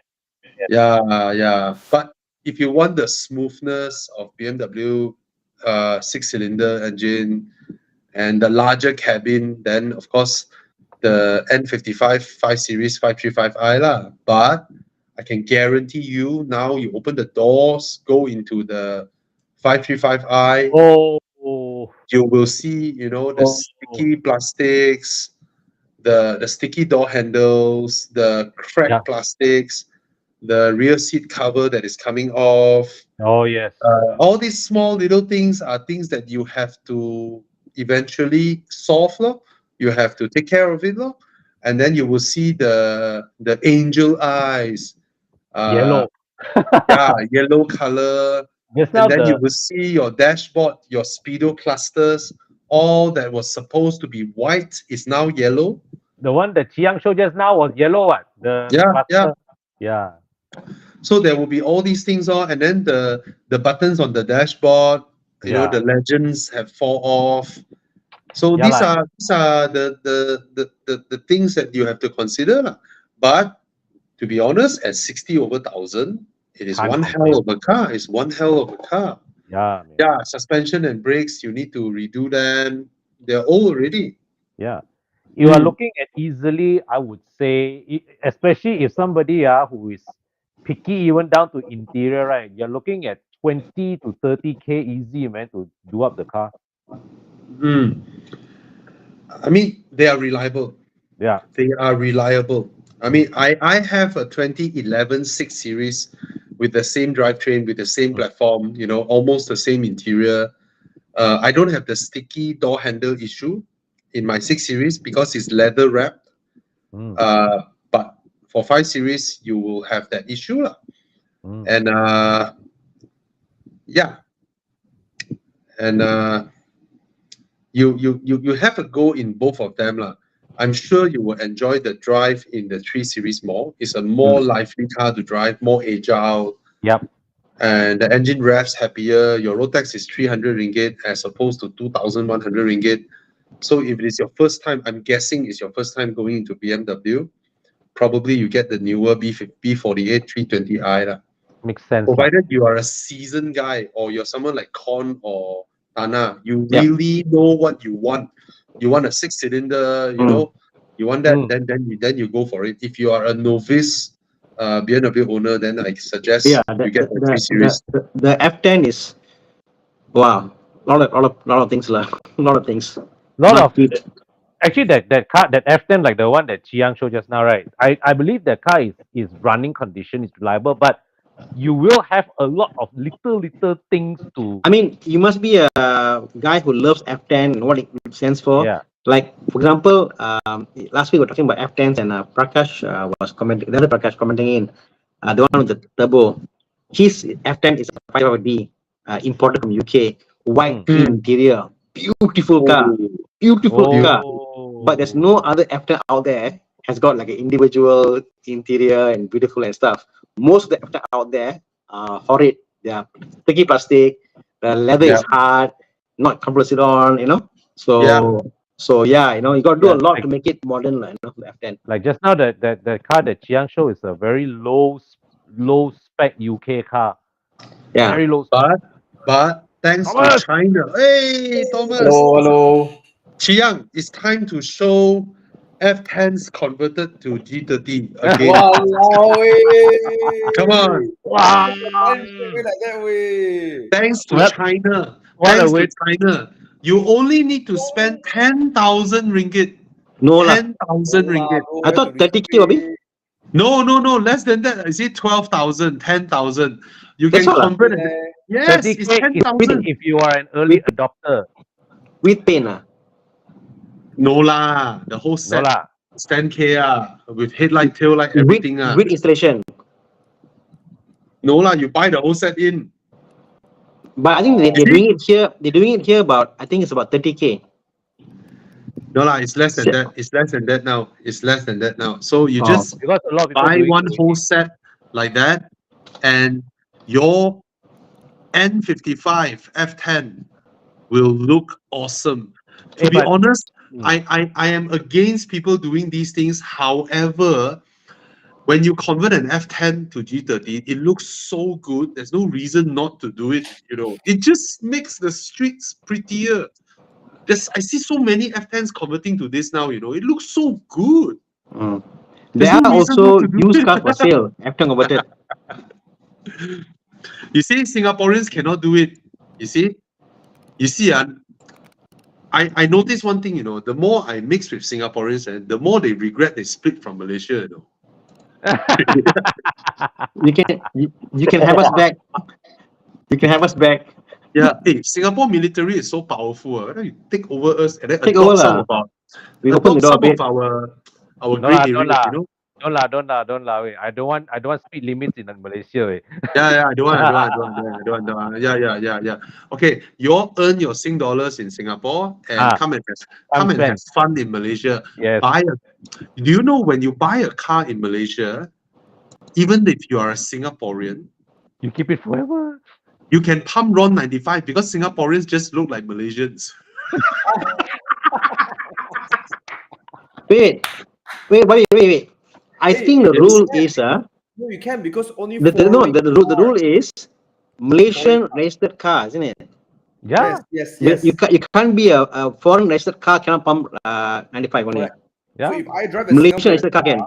if a Malaysian drive a Singaporean car, you're not allowed to pump 95, right? It's Yeah. the car, not the person, right? Okay. Yeah, so Okay. they can do it. Hey, Can. and also I tell you, I met okay, I won't say which brand, one of the expensive brand manager, right? He runs Singapore, one of the car brands in Singapore. He drives a Honda N van, around Singapore, COE using commercial COE. Then Okay. I asked him what car you drive in Malaysia. He said he crossed the border, he drive a 991.2 GT3. That's a smart way. You see, his N van can do all the job, fetch his parents, fetch Yeah. his wife, fetch the kids, go grocery. It does everything you need in Singapore. Then cross the border, he got a semi supercar, with race engine inside there. He can drive in Malaysia. Yeah. Amazing, right? So, Singaporeans, maybe you should buy cars in Malaysia. I mean, this is only Alright. 300K Sing dollars. All right, Jasper, you can buy whatever in Malaysia. You own it forever. Yeah. And then you got racetrack, Sepang, Yeah. and then you send your car to a big workshop, and then you say, "Hey, help me check, and then you fly back to Singapore, and then you do your work and all that. Few months later, you fly into KL, take a Grab to your workshop, pick up the car, and go enjoy your Genting drive, your Thailand drive, and then you park back at the workshop. Then you fly back to Singapore again. Big workshops are not the small ones. Small ones cannot fit your car inside. You're gonna block their daily workflow. The big ones are where they can afford to keep your car inside one. Yeah. Or you bring the con, wash car, and then you leave it there. Then you go back Singapore. to store car with it. Okay, Jerry S. Hi, does all XC90 comes with air suspension? What is the likelihood for them to fail? Now, air suspension, even if air suspension is on a Lexus, they will fail. Okay? Air suspension is the worst shit out there. All right, they all fail, whether it's Lexus or nobody makes their own air suspension. They all buy from somebody else, and everybody who builds them is not doing a very good job at building it. They all fail prematurely. All of them. Yeah. All. Before your 5-year warranty comes to an end, they all fail. Oh, Actually, so can I it's, offer another point of view? Actually, yeah. it's not so much fail. A suspension by nature is a wear and tear component. It takes the whole weight of your car. So, I mean, air suspension is something that is, I would say, quite complex. I don't know about that con. I think like Yeah. for example, like the more I see like Cayennes, Mm. Cayenne is actually very reliable. Mm. But the issue always like small thing lah, seal lah, this lah, O-ring lah, you know. But people make Mm. a big issue out of it. Yeah. So I think it's maybe to me, yeah, air suspension is a wear and tear item. yeah. But I think Bobby is very smart in converting his RS6 to run non-air suspension. Yeah. It's just not worth the hassle. No. First thing, Mm. they don't handle as well. Mm. The only thing that they are good at is highway comfort. Mm. Mm. Because people have this misconception, they thought air suspension, when I cross those tiny speed bumps, I will be able to magic carpet across it. No, you can't. Yeah lah, They can't. They can't react on time. They will just go kadong, mm. and then you damage your air suspension. Yep. And for Malaysian roads, kadong, kadong, kadong, daily, non-stop. Gone case. You just imagine each katong, right? The workshop kaching. Yeah, kadong, Actually, kaching, kadong, actually, kaching. people are likely to abuse the suspension a bit more when they're riding air suspension. I noticed that. No? If you Yes. if you drive a car with coils or without air suspension, you tend to be a bit more cautious when you go through bumps Yeah. and rough roads. But when you go air suspension, no, a lot of people they just whack. They just whack. Right? Because the air suspension isolates the roughness from you, so you don't Yeah. feel it. So you think the car is okay, but then the suspension suffer lah. The air suspension suffer. I own 3 cars with air suspension before. I mean, 2 cars lah, 2 XC90 and my Audi. Because I know the cost of failure of air suspension, I become extra careful when I cross speed bumps because it's costly. Yeah. Yeah. But the problem is, let's say you are a father, you let your son or your daughter drive, they don't Oh, care. no. So comfortable lah, okay lah. Mm. Go to Subang.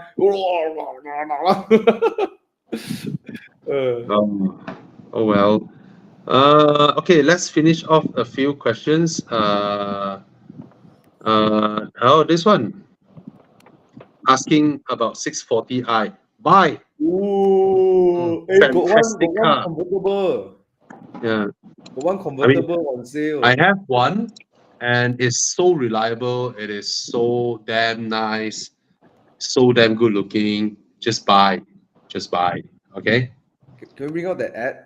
That gold color with the brown Oh, interior. the one that Chiang found. Yeah. Yeah, I think that is damn worth buying that car. Hopefully it's still there. There's one convertible. I hope it's still there, or maybe it's Yeah. gone. Yeah. It's a It's not in convertible. car. I don't think it's in car list, Chiang. I think it's in Muda Facebook. or Facebook ad. It's a Facebook ad.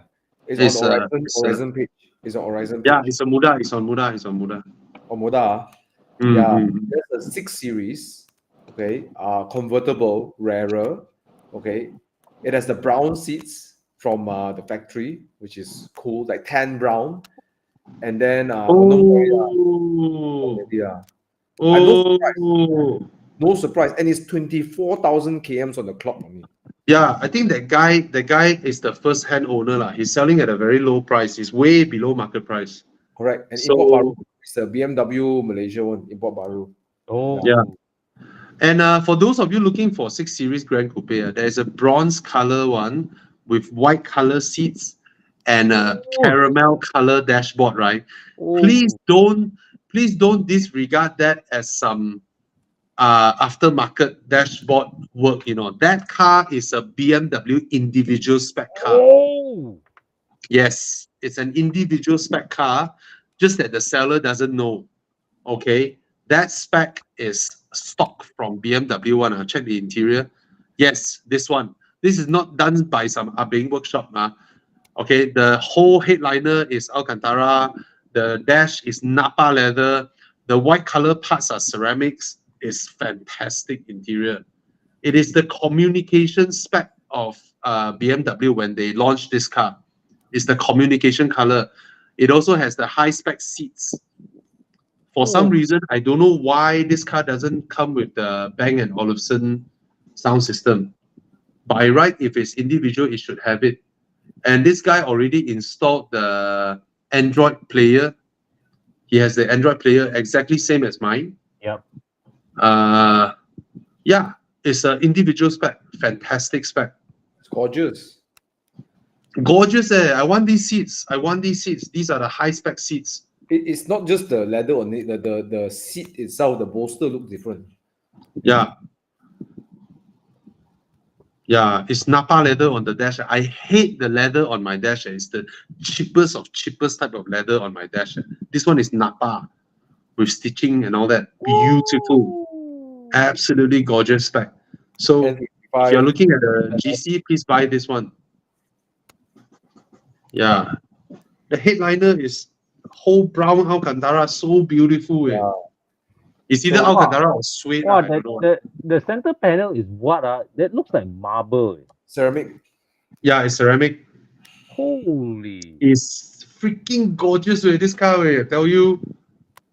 So yeah, one thing, those who's asking the question, yeah, a few things good about this car, I guess, some specs, since you're talking about this F85 engine, reliable, quite efficient.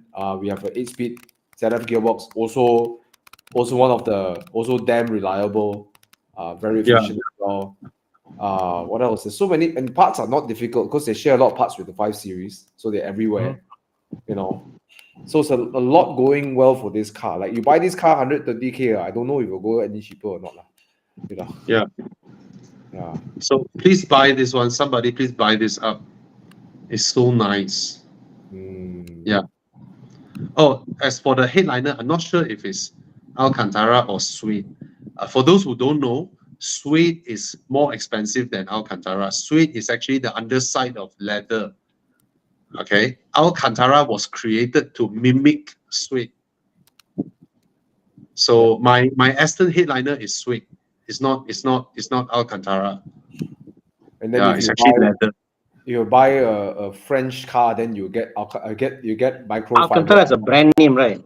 Alcantara is a Japanese brand name. It's a Japanese chemical company that accidentally or what created Alcantara, and then they realized the benefit. It looks like suede. It feels like suede. It is a lot lighter than suede because suede is leather. Yeah. Yeah. And then the added benefits of being grippy when your hands sweat. I don't know why people say, oh, it's Alcantara, it's grippy. No way, Alcantara steering wheel is slippery as fuck. It's only grippy when your hands sweat. Yep. You wear glove, you know. I like it on the seat. Leather to leather, then you will I like it on the seat. On the It's seat, so on the side to grip you some corners. Makes sense. Yeah, it works well with your clothes. Then it grips you. Yeah. Right? Yeah. But on the steering wheel, it's slippery as fuck. You know, if you wear leather, that means you wear a leather glove, leather to leather, you got grip lah, you know. Yes. Your bare hands, because your bare hands, all the oils will stick on the Alcantara. So Yeah. then you don't grip lah. Yeah. Who has sweaty palms here? Me, sometimes I do. Okay. Then Alcantara will give you very good grip. Yeah.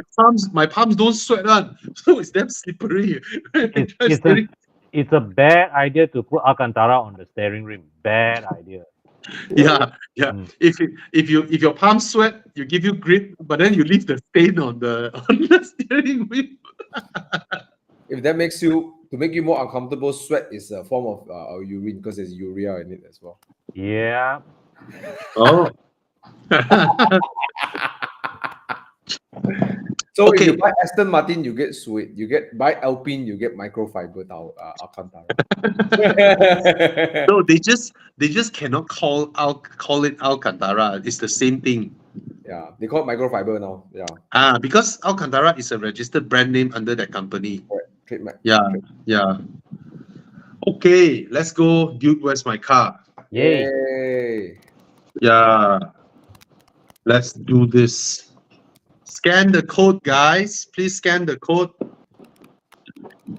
Oh, for those of you here watching, Please do know, join us for weekend drives. We will give you Michelin tire vouchers. Okay, you can straight up get 200 ringgit discount for your tire purchase. Whatever, I mean, whichever Tire Plus you go, you negotiate the prices. You're happy with the price. You do your installation, alignment balancing.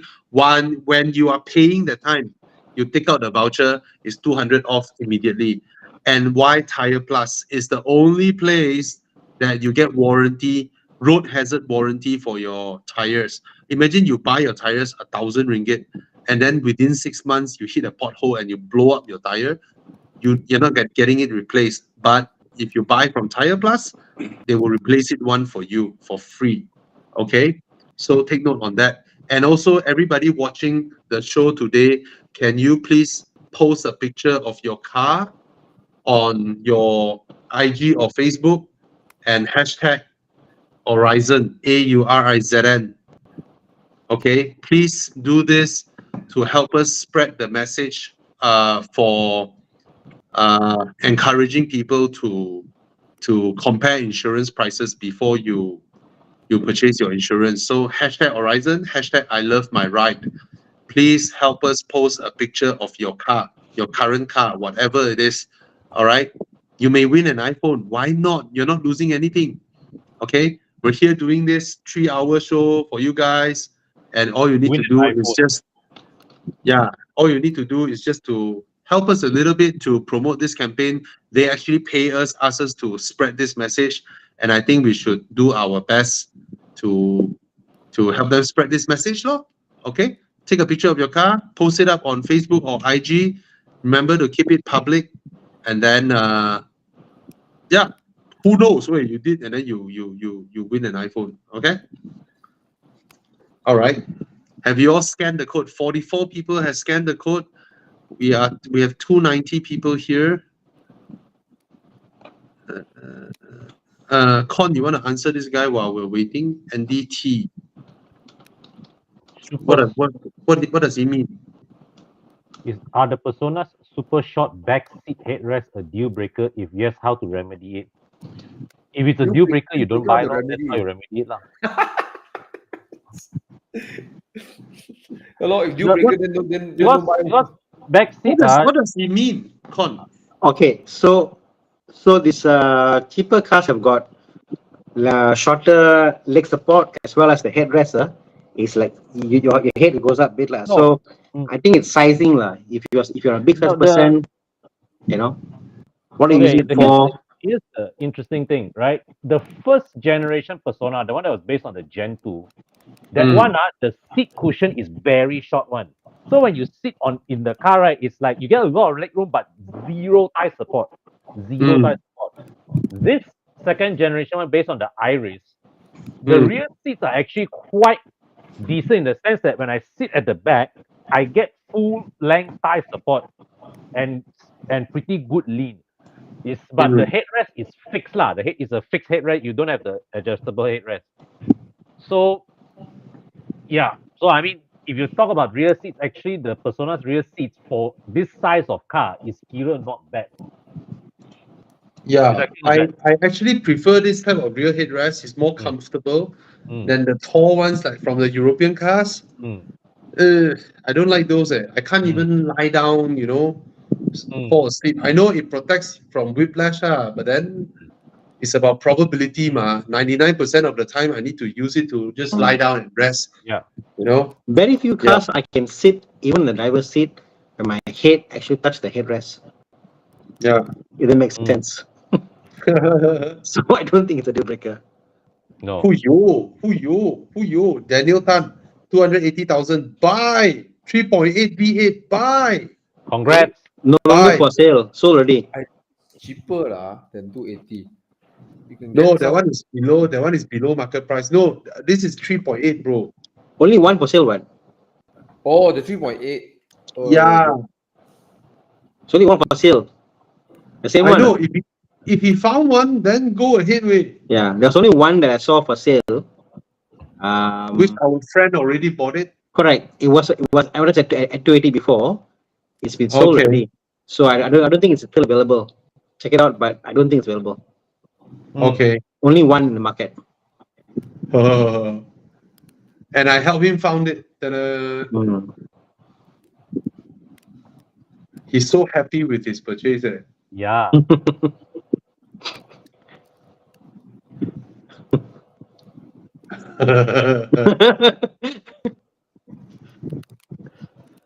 Oh well. Okay. Let's continue. Dude, where's my car? 61 people has Dude. scanned it.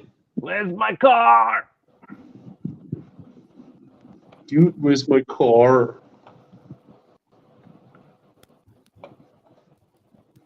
Mm. 3.8. This one. Okay, what is this? Apa ni, Chiang? What's the theme today? Toyota engine. Oh, What Bus. the heck? Oh, hey. what? Chiang. What? What is this? What is this? This is American What? Chevrolet on a GMC G- American Savannah. Chiang, Yeah, why? Chiang, what's the theme today? What? Why are you like? Something different. Huh? Something What is different. this? For first round. Kid- Something different. Kidnappers choice of car. Minivan. Minibus. To do what? To Yeah, shoot movie. what To bus shoot is it? movie inside, is it? Huh? Huh? Something different. Something different. To shoot what type of movie inside? No, it's to carry people go to Singapore and watch F1. Okay, carry people. Is that right? Oh, I thought today Bang Bus special. Bobby, like that. To shoot movie, of course, the GMC law. To fetch people to Singapore, then the Toyota law. I don't know lah. Maybe we need to help Chiang sometimes. Yeah. Yeah. I picked GMC because why not? Because Yeah, the GMC Savannah looks so kidnappers car. Yeah. yeah, exactly. It's like Imagine if your friend say, "Hey, come pick me up in airport," then you arrive in a GMC, then Bobby, where are you? Suddenly the door opens. imagine this, Thomas. You are on the side of the road, you're doing this, right? Yeah. And then the GMC and the highest both stop, right? I will go into the highest, oh. I think if I go into the GMC, something's gonna happen to me, oh.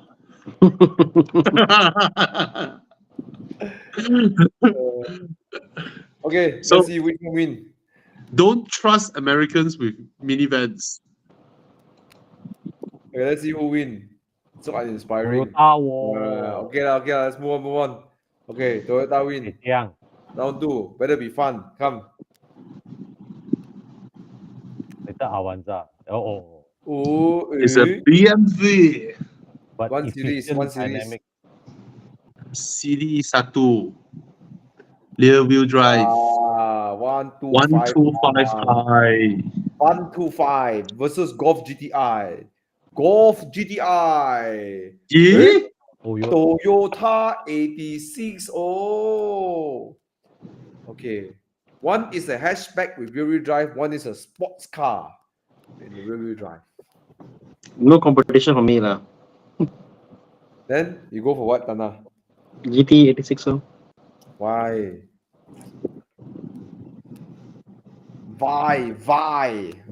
Thana. No why. No why. Just is. Just is, bro.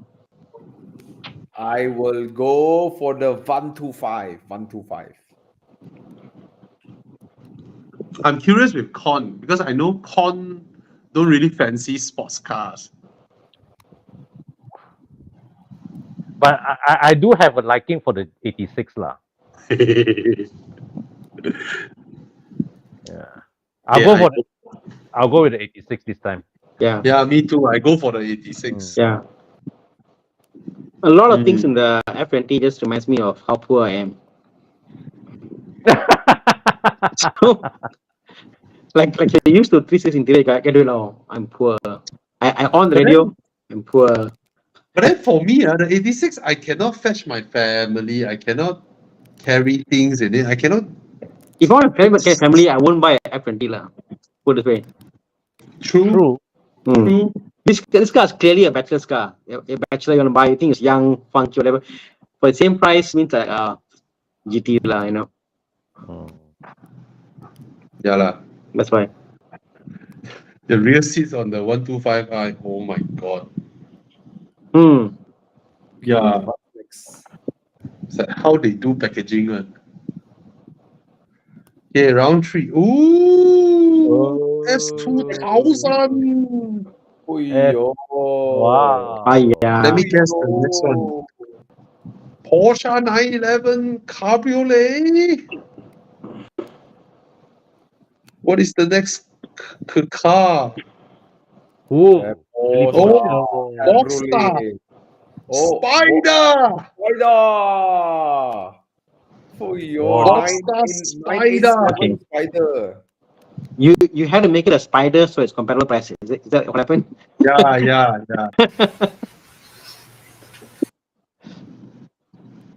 Oh, Thomas. Which one will you go? You know, I feel like I feel the like the FD2R and all those they are I think of all of that the Integra I think the S2000 is my favorite of all that VTEC range. Mm. And what's this GT100 edition? I'm not very familiar with this. At the same time, the Boxer Spider 987 is not my favorite Spider. It's my least favorite Spider.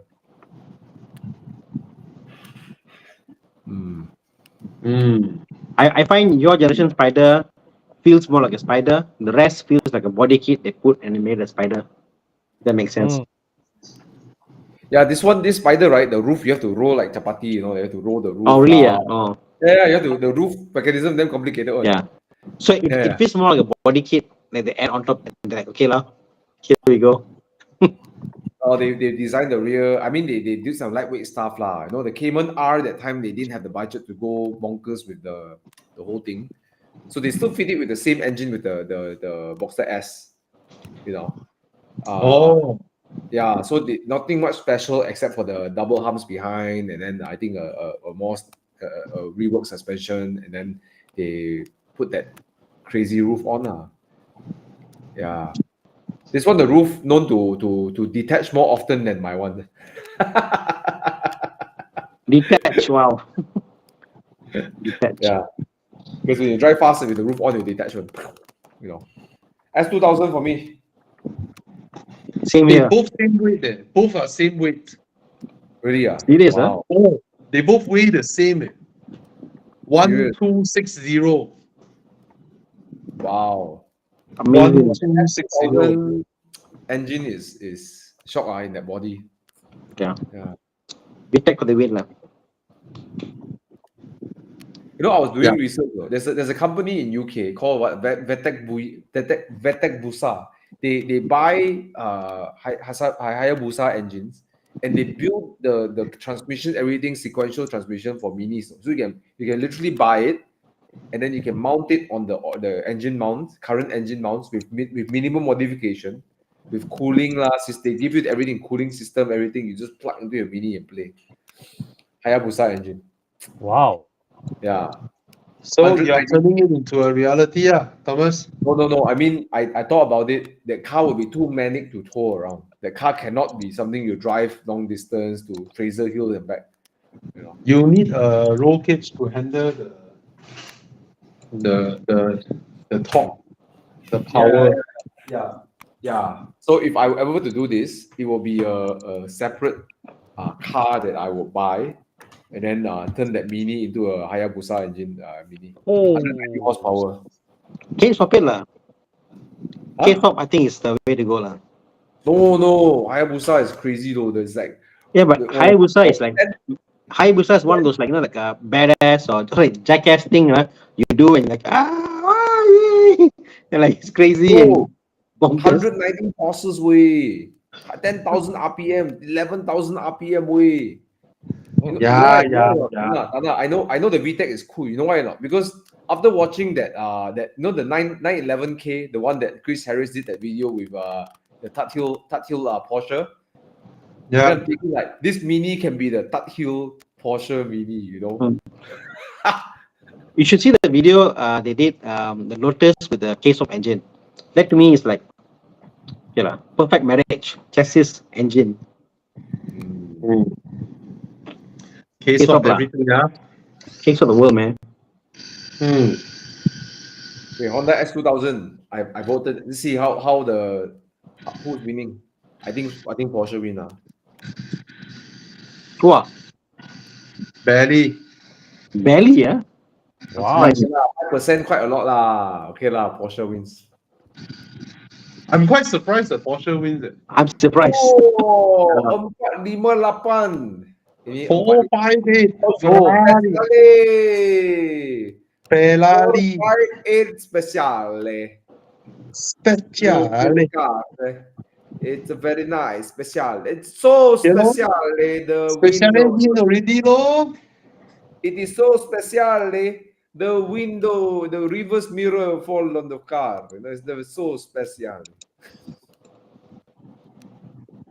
Okay. What's the next car? So Next beautiful, this car. Ui, also a Ferrari. Another- F12. 812. Wow! Champion. Hey, it's correct. They are the same value now.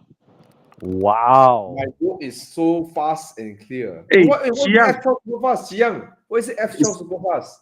It's supposed to be 812 H12, super H12. fast. Sorry. I typed wrongly.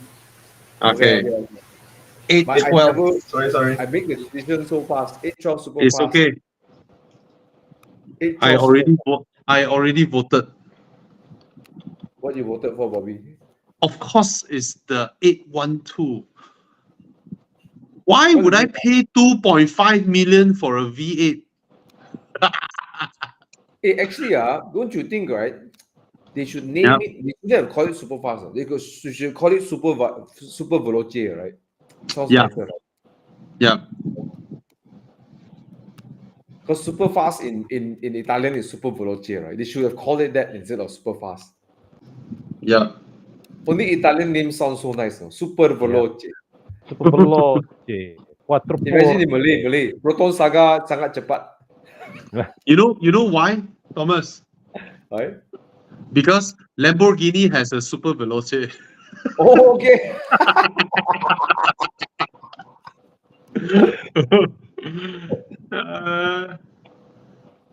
Lamborghini super veloce.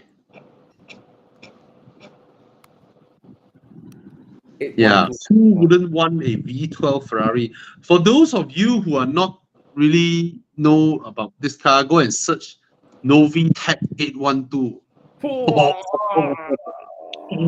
Oh, the sound that makes. Oh, But the way the car pulls, man, the engine is like so lively. Way. The whole thing feels so light. The way you go, wow, wow, wow. Yeah. Oh.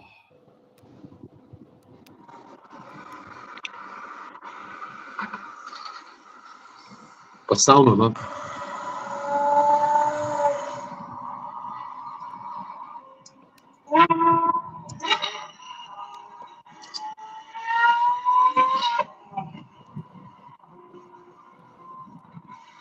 Why is he driving so slow? Legal Yeah. speed. Lame ass. Yeah, so nice. The VTech, the video title, insane sound. Where got insane? You lame ass. Wow. I mean, Yeah. if there's a car I would love to own, you know, I like the F12 lah, but they don't have convertible ma. So 812 GTS. Wow. Can get loan for the 812 lah. Imagine you 812 GTS, right? Imagine you driving through Thailand, you know, in Nan, you got the mountains next to you, you know, in solitude, no one next to you, no friends, nothing. Sorry, And then Okay. Sorry.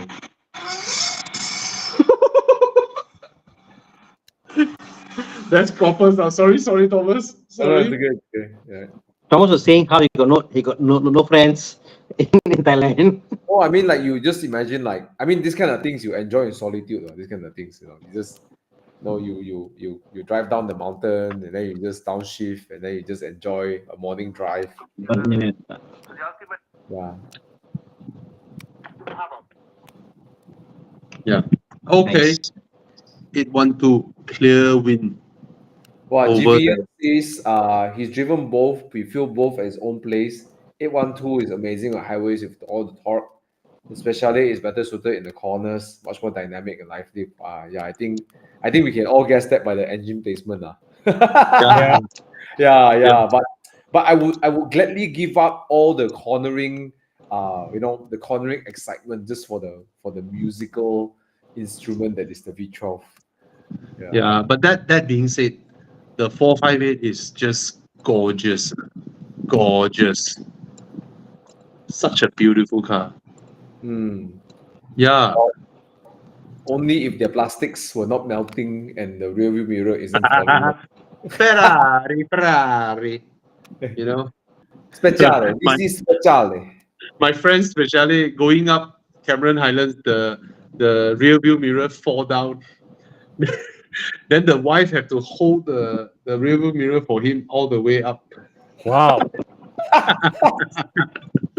The whole thing fell down. Yeah. So that's Ferrari for you. Ferrari. Ah. Anyway. Chiang, do we still have any? That's all. That's all. Good night. Yeah. So, That's all, everybody. Thank you so much for joining us. Please share this to more of your friends and join us next Monday. Thank you so much, Thana. Okay. Guys, please subscribe to Thana's YouTube channel and Con's YouTube channel, Thomas's YouTube channel. Right? Support us, ma. Subscribe to all our channel, okay? Yep. And also, please like our Facebook pages.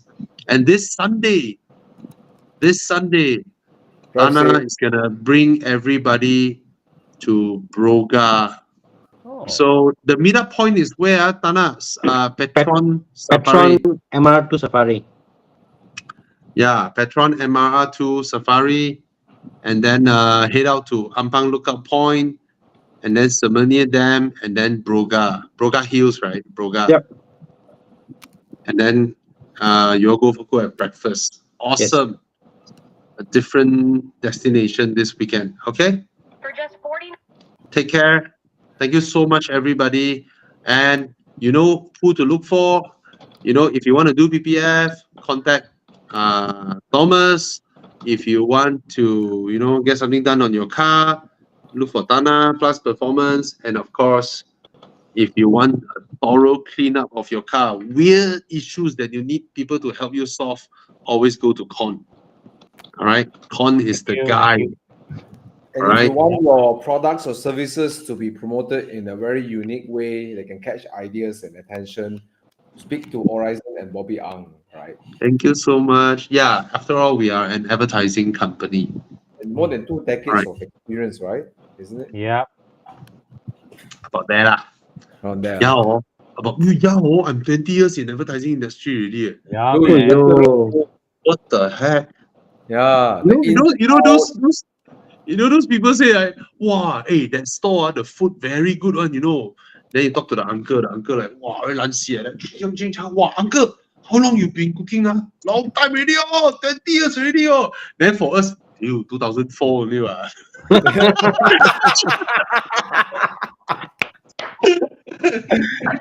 Yeah lah.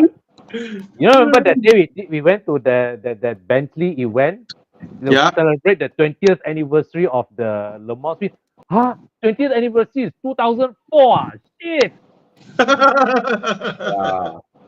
Hey guys, but serious, if you guys are still watching here, maybe you work for someone or maybe you have your own business, you want to propose, maybe your boss looking for a different campaign or asking for ideas, just help us out. Look, we run this Monday light show, we don't earn anything, right? Chiang is putting his time here, Bobby here, you answer all your questions, we just want to engage the community, but it will really help Horizon if we can have business. So we request that if you find any way that you want to promote your company's products, services, it's a small ask I think for all the entertainment we give to all of you guys, right? We earn nothing from being here tonight, right? There's no sponsors, everything, right, guys? Okay. So when the boss asks, Thank you guys, so any much. idea to increase sales? Any ideas? I say, hey, I know this guy, 20 years in industry. Don't worry, he's not grumpy like the uncle doing char kway teow, okay? We can promote anything, whether Yeah. it's you sell water tank, water heater, you sell solar panel, anything, no problem. It's the ideas that you can generate. That's the part, right? Yeah. Okay. All right, guys. All right, Bye, guys. guys. Good Take night. care. I want to mention because like Bobby and all, they give so much effort in this. Yeah. All right. Good night. Love you, Thomas. Buy me coffee.